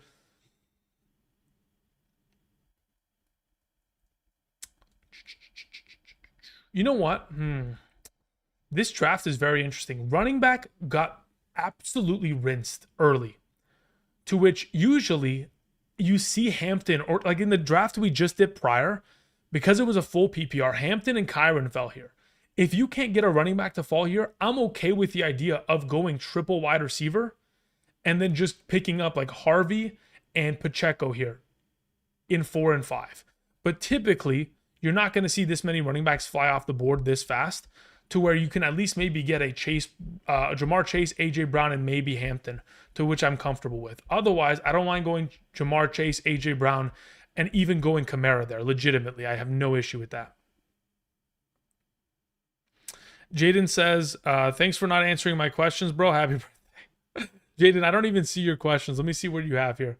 Let me see if I can help you out. Let me scroll back up in the live chat. Jaden, where you at, brother? Actually, just retype in your question. Just copy paste it. I'll be happy to help you out. Let's see here. The time next year, T-Law will be viewed as a top 7 quarterback. Yeah, I don't think you're in the wrong state of mind. Again, this was a guy that has been a top 12 fantasy quarterback twice in the last 4 seasons. So yeah, he's very, very much so capable of accomplishing that. Wilson, what's up? I'm not sure if you answered this. In a 12-team half PPR, was offered Drake London for my Egbuka and Pacheco. Thoughts? My running back room is a little bit light with Achane, Chase Brown, Pacheco, Sampson, and Tootin. To be honest, I don't mind the trade. I think I think I take it. I think London is just so hard to pass up on. Eckler a good stash? Yeah, he is. Absolutely, without a doubt in my mind. Miracle Robinson says Josh Allen, Jameer Gibbs, Bucky Irving, Tyreek Hill, Jackson Smith, Mark Andrews, Sutton, Etienne, Diggs, Jennings, McMillan, and Myers. Yeah, pretty solid team across the board there. McMillan, Sutton, Njigba, and Tyreek is a crazy wide receiver group. I would have loved probably another tight end pick besides Mark Andrews to kind of give a little bit more depth, but considering you're playing in a standard league and touchdowns are such a viable part of the tight ends given week, you grabbed a really good one. Hunter says, happy birthday, Andrew. Appreciate the knowledge. And yeah, thank you. Appreciate that, man. Daniels or Jalen Hurts? Who's better? For fantasy, Daniels. For the regular NFL, I mean, again, that's an arguable, who knows? Who knows? There's an argument to be made there for both sides. I don't like Judkins at 7, man. I just don't like him in the 7th round. I would much rather have taken Mixon there legitimately, because at least I know Mixon's coming back. I don't know what Judkins' situation is. What about Jaden Higgins for stash? Beautiful. Love Jaden Higgins as a stash, especially if defenses are going to double cover Nico Collins all day. I mean, Jaden Higgins is a 6'4", 215-pound wide receiver. He's a big target. Again, he can make a lot of plays out there. And as a second-round pick, of all the second-round picks that were made in this 2025 NFL draft, I think Higgins has the best chance of breaking out of all of them. Again, I mentioned this stat this offseason in the video in which I talked about drafting second-year or rookie wide receivers. Rookie wide receivers that were selected in the first or second round have about a 92% success rate of being like, not 92% success rate. In terms of top 36 standing in the last 5 years, 92% are either first or second round selected wide receivers. Last season, of course, we saw Ladd McConkey break out there. Keon Coleman wasn't able to, and the other options also weren't able to, Jalen Polk, whatever. But of the available, when we talk about Higgins or Trey Harris or I'm trying to remember who else was selected in the second round. Doesn't matter. I think Higgins is the guy of the group of rookie wide receivers this year that are second round picks that are going to break out. Jacobs or London in the 10-team PPR? It depends on what my first round selection was purely. Otherwise, I do have London ranked higher in a PPR. Okay, the tight end position made quite a run here in round 8. It leaves me in a position to where, again, I already have Bowers, so it doesn't really bother me. But instead, I'm looking towards other alternative options to invest in.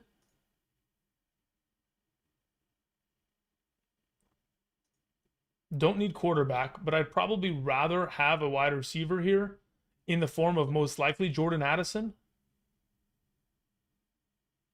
Ooh, Charbonnet. Okay, let me see what my rankings kind of consist of here. Where do I have Charbonnet in comparison? Okay, so I have Charbonnet there. And then where do I have Addison? Let me Control F Addison. I have Addison ahead of him. So I will take Jordan Addison here, and I will continue to build the team as such. Okay, then I'll take my Charbonnet shares, and I'll keep it moving. Oh, did I just take him over Jordan Mason? Yeah, I did. And I have Jordan Mason way higher. That's a mistake. It's okay. I got infatuated with the name more than anything. Pick 1.05 bad in a 10-team PPR.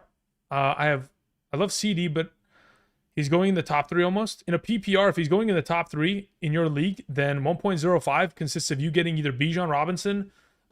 Okay, wait. Let's say, for example, let's say the first 3 picks in your league are Jamar Chase, Bijan Robinson, and CeeDee Lamb. So that means you either get Gibbs or Jefferson at 1.5, which, shoot, I'm happy with that. That's fantastic. Oh my God. I even took him over Krosky Merritt. What am I doing? I'm not even looking at my rankings. I'm not paying attention, guys. Okay, anyway, these are great picks. Good job, guys. You guys are locking in. What time is it? 6:40? Okay. So I'm about to probably answer a couple more questions here. Then we're going to close it out. Again, we've been here for about almost 2 hours. I do appreciate y'all. Again, I'm going to try to be here every night for the rest of this week, Monday through Friday. And then subsequently starting next Monday, it's week 1. And we're going to, of course, try to get to the live streams. Next Thursday, we're going to have 2 live streams. Next Friday, we're going to have 2 live streams. Next Saturday, next Sunday, all this kind of jazz. So a lot coming down the pike. I'm going to go ahead, of course, and live stream as much as I can in the coming days here to just try to help you guys out. Young Money sends in a question. Probably a couple more questions here, and then we'll close it out. Do appreciate y'all supporting the channel with your viewership and, of course, continued support, whether it is, using Betr and using code Andrew, whether it's signing up via the Patreon or whether it's just purely sending in super chats, clicking the like button, just being here. It's greatly appreciated, whether you type or not. Again, it's all for the cause, and I love you guys for that. Thank you. All right, Young Money says, hey, bud, in a 10-team keeper league, I got the first pick. with Bijan, Josh Allen available. Okay, cool. Kept Achane in the 6th round and BTJ in the 12th round from last year's Superflex 2-quarterback league. Thanks. Yeah, I'm taking Josh Allen at 1.01 in a Superflex league 10 times out of 10. In no scenario in a Superflex am I not taking Josh Allen. If you would like to avoid Josh Allen and go Bijan there, I could understand it. But personally, considering how you already have Achane and BTJ, I'm taking the best available quarterback and I'm riding it out there. Johnny's son, what's up, brother? Says in a 12-team standard, I have great wide receivers in AJ Brown, T. Higgins, Sutton, Adunze, Emeka Egbuka, Shaheed, and Mims. Great. I was offered a Marion Hampton for AJ Brown. Would you do it? Personally, in a full PPR, oh, no, it's a standard league. In a standard league, 0 points per reception, I'm more open to the idea. Because ETN's your RB2, I'm open to it. Do I love it? No, but I'm open to it. Do you think J.K. Dobbins could have another sneaky good year? Yes. I think there's no reason why he couldn't. I understand Harvey's a reason, but could very easily find himself being far more valuable than we perceive.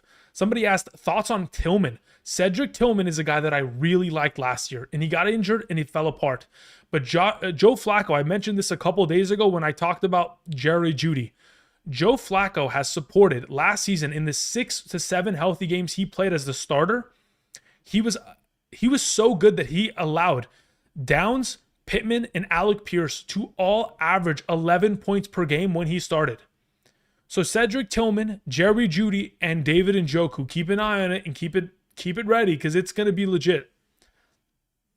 Blazed sends in a question, says in a 12-team PPR flex, I got Baker, Genty, JT, Lamb, Evans, Ingram, Chuba, Dobbins, Diggs. What would you rate this team? I mean, looking at the team as a whole, Genty and JT is beautiful start. Lamb on top of it. Don't understand how you managed to get JT in the 3rd, but firm handshakes, you may be one step closer to winning your league. And then you go ahead and you get Evans and Chuba and Diggs on top of Baker with the Evans combo, Ingram. I mean, brother, I don't know how you managed to get that in the first 3 rounds, but I think, kudos to you for somehow, just getting lucky enough because that's all that matters. Luck is a part of this game. Do you have a tier list to pick order for a 12-team?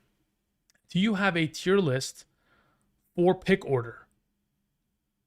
Oh, as in like I'm telling you which pick, which pick 1 through 12 I prefer? Is that what you're asking, Peter? Let's see here. Vash says in a 2 running back, 2 wide receiver, 2 flex, full PPR format, 1.07 CMC Chase Brown, a great start if Drake London isn't available in a second. Yes.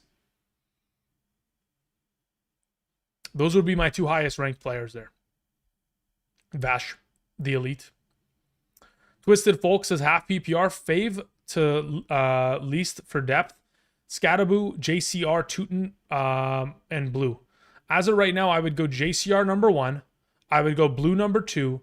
I would go Tootin number 3. I go Scattaboo number 4. Peter says, yep, thank you. Okay, so if I was going to rank it in terms of picks 1 through 12, which pick would I rather have? I am very comfortable at 1.04 as my favorite pick probably right now because I get the pick of the litter. And then I'm very comfortable with pick number 8 or 9. That's what I like. Those are my top tier kind of picks right now. If I was going to go elsewhere, then I would go with 1.02 and I would go with picks 6 and 7 after that. Then after that, I would go with picks 3, 5, 10, 11, and then I don't like having the ends, guys. I don't like picking on the corners. I don't like 1 or 1.12. Don't like it. Higgins or Harvey? Higgins or Harvey? I'd rather have Higgins. It's not even close. And if you're talking about week 1 starts, it's Higgins as well. Week 1, should I start Kamara or Walker in the flex? Kamara plays, I don't even know who the Saints play, dude. It's so early. I'm still in draft mode. Tracy, Caleb Johnson, or Pacheco as my RB 3.5 PPR. As of right now, I'm thinking Tracy. Wow. I mean, I don't know. Are you asking who we're starting? Because I think all 3 of those options are incredible. I just like the idea of Tracy against Washington because Washington can't really stop the run.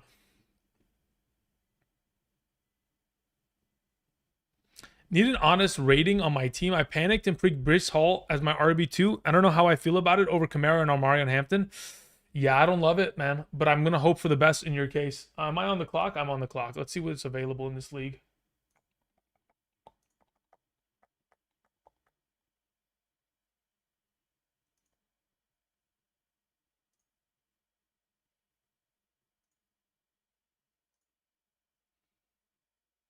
Okay, Saints versus the Cardinals. Thank you. Appreciate the the important information there. So if it's Seattle versus the 49ers in week 1 or Kamara versus the Cardinals, I would rather play Kamara, especially if it's a full PPR. All right, guys. That's pretty much it. I'm gonna call it. Again, I didn't expect to be here for quite literally 2 hours, but we have been. I do appreciate y'all coming through, supporting the channel. I'll be back again tomorrow with a live stream and back again tomorrow with another video. Again, if you guys haven't checked out today's video, it was posted earlier today, my favorite sleepers of the season.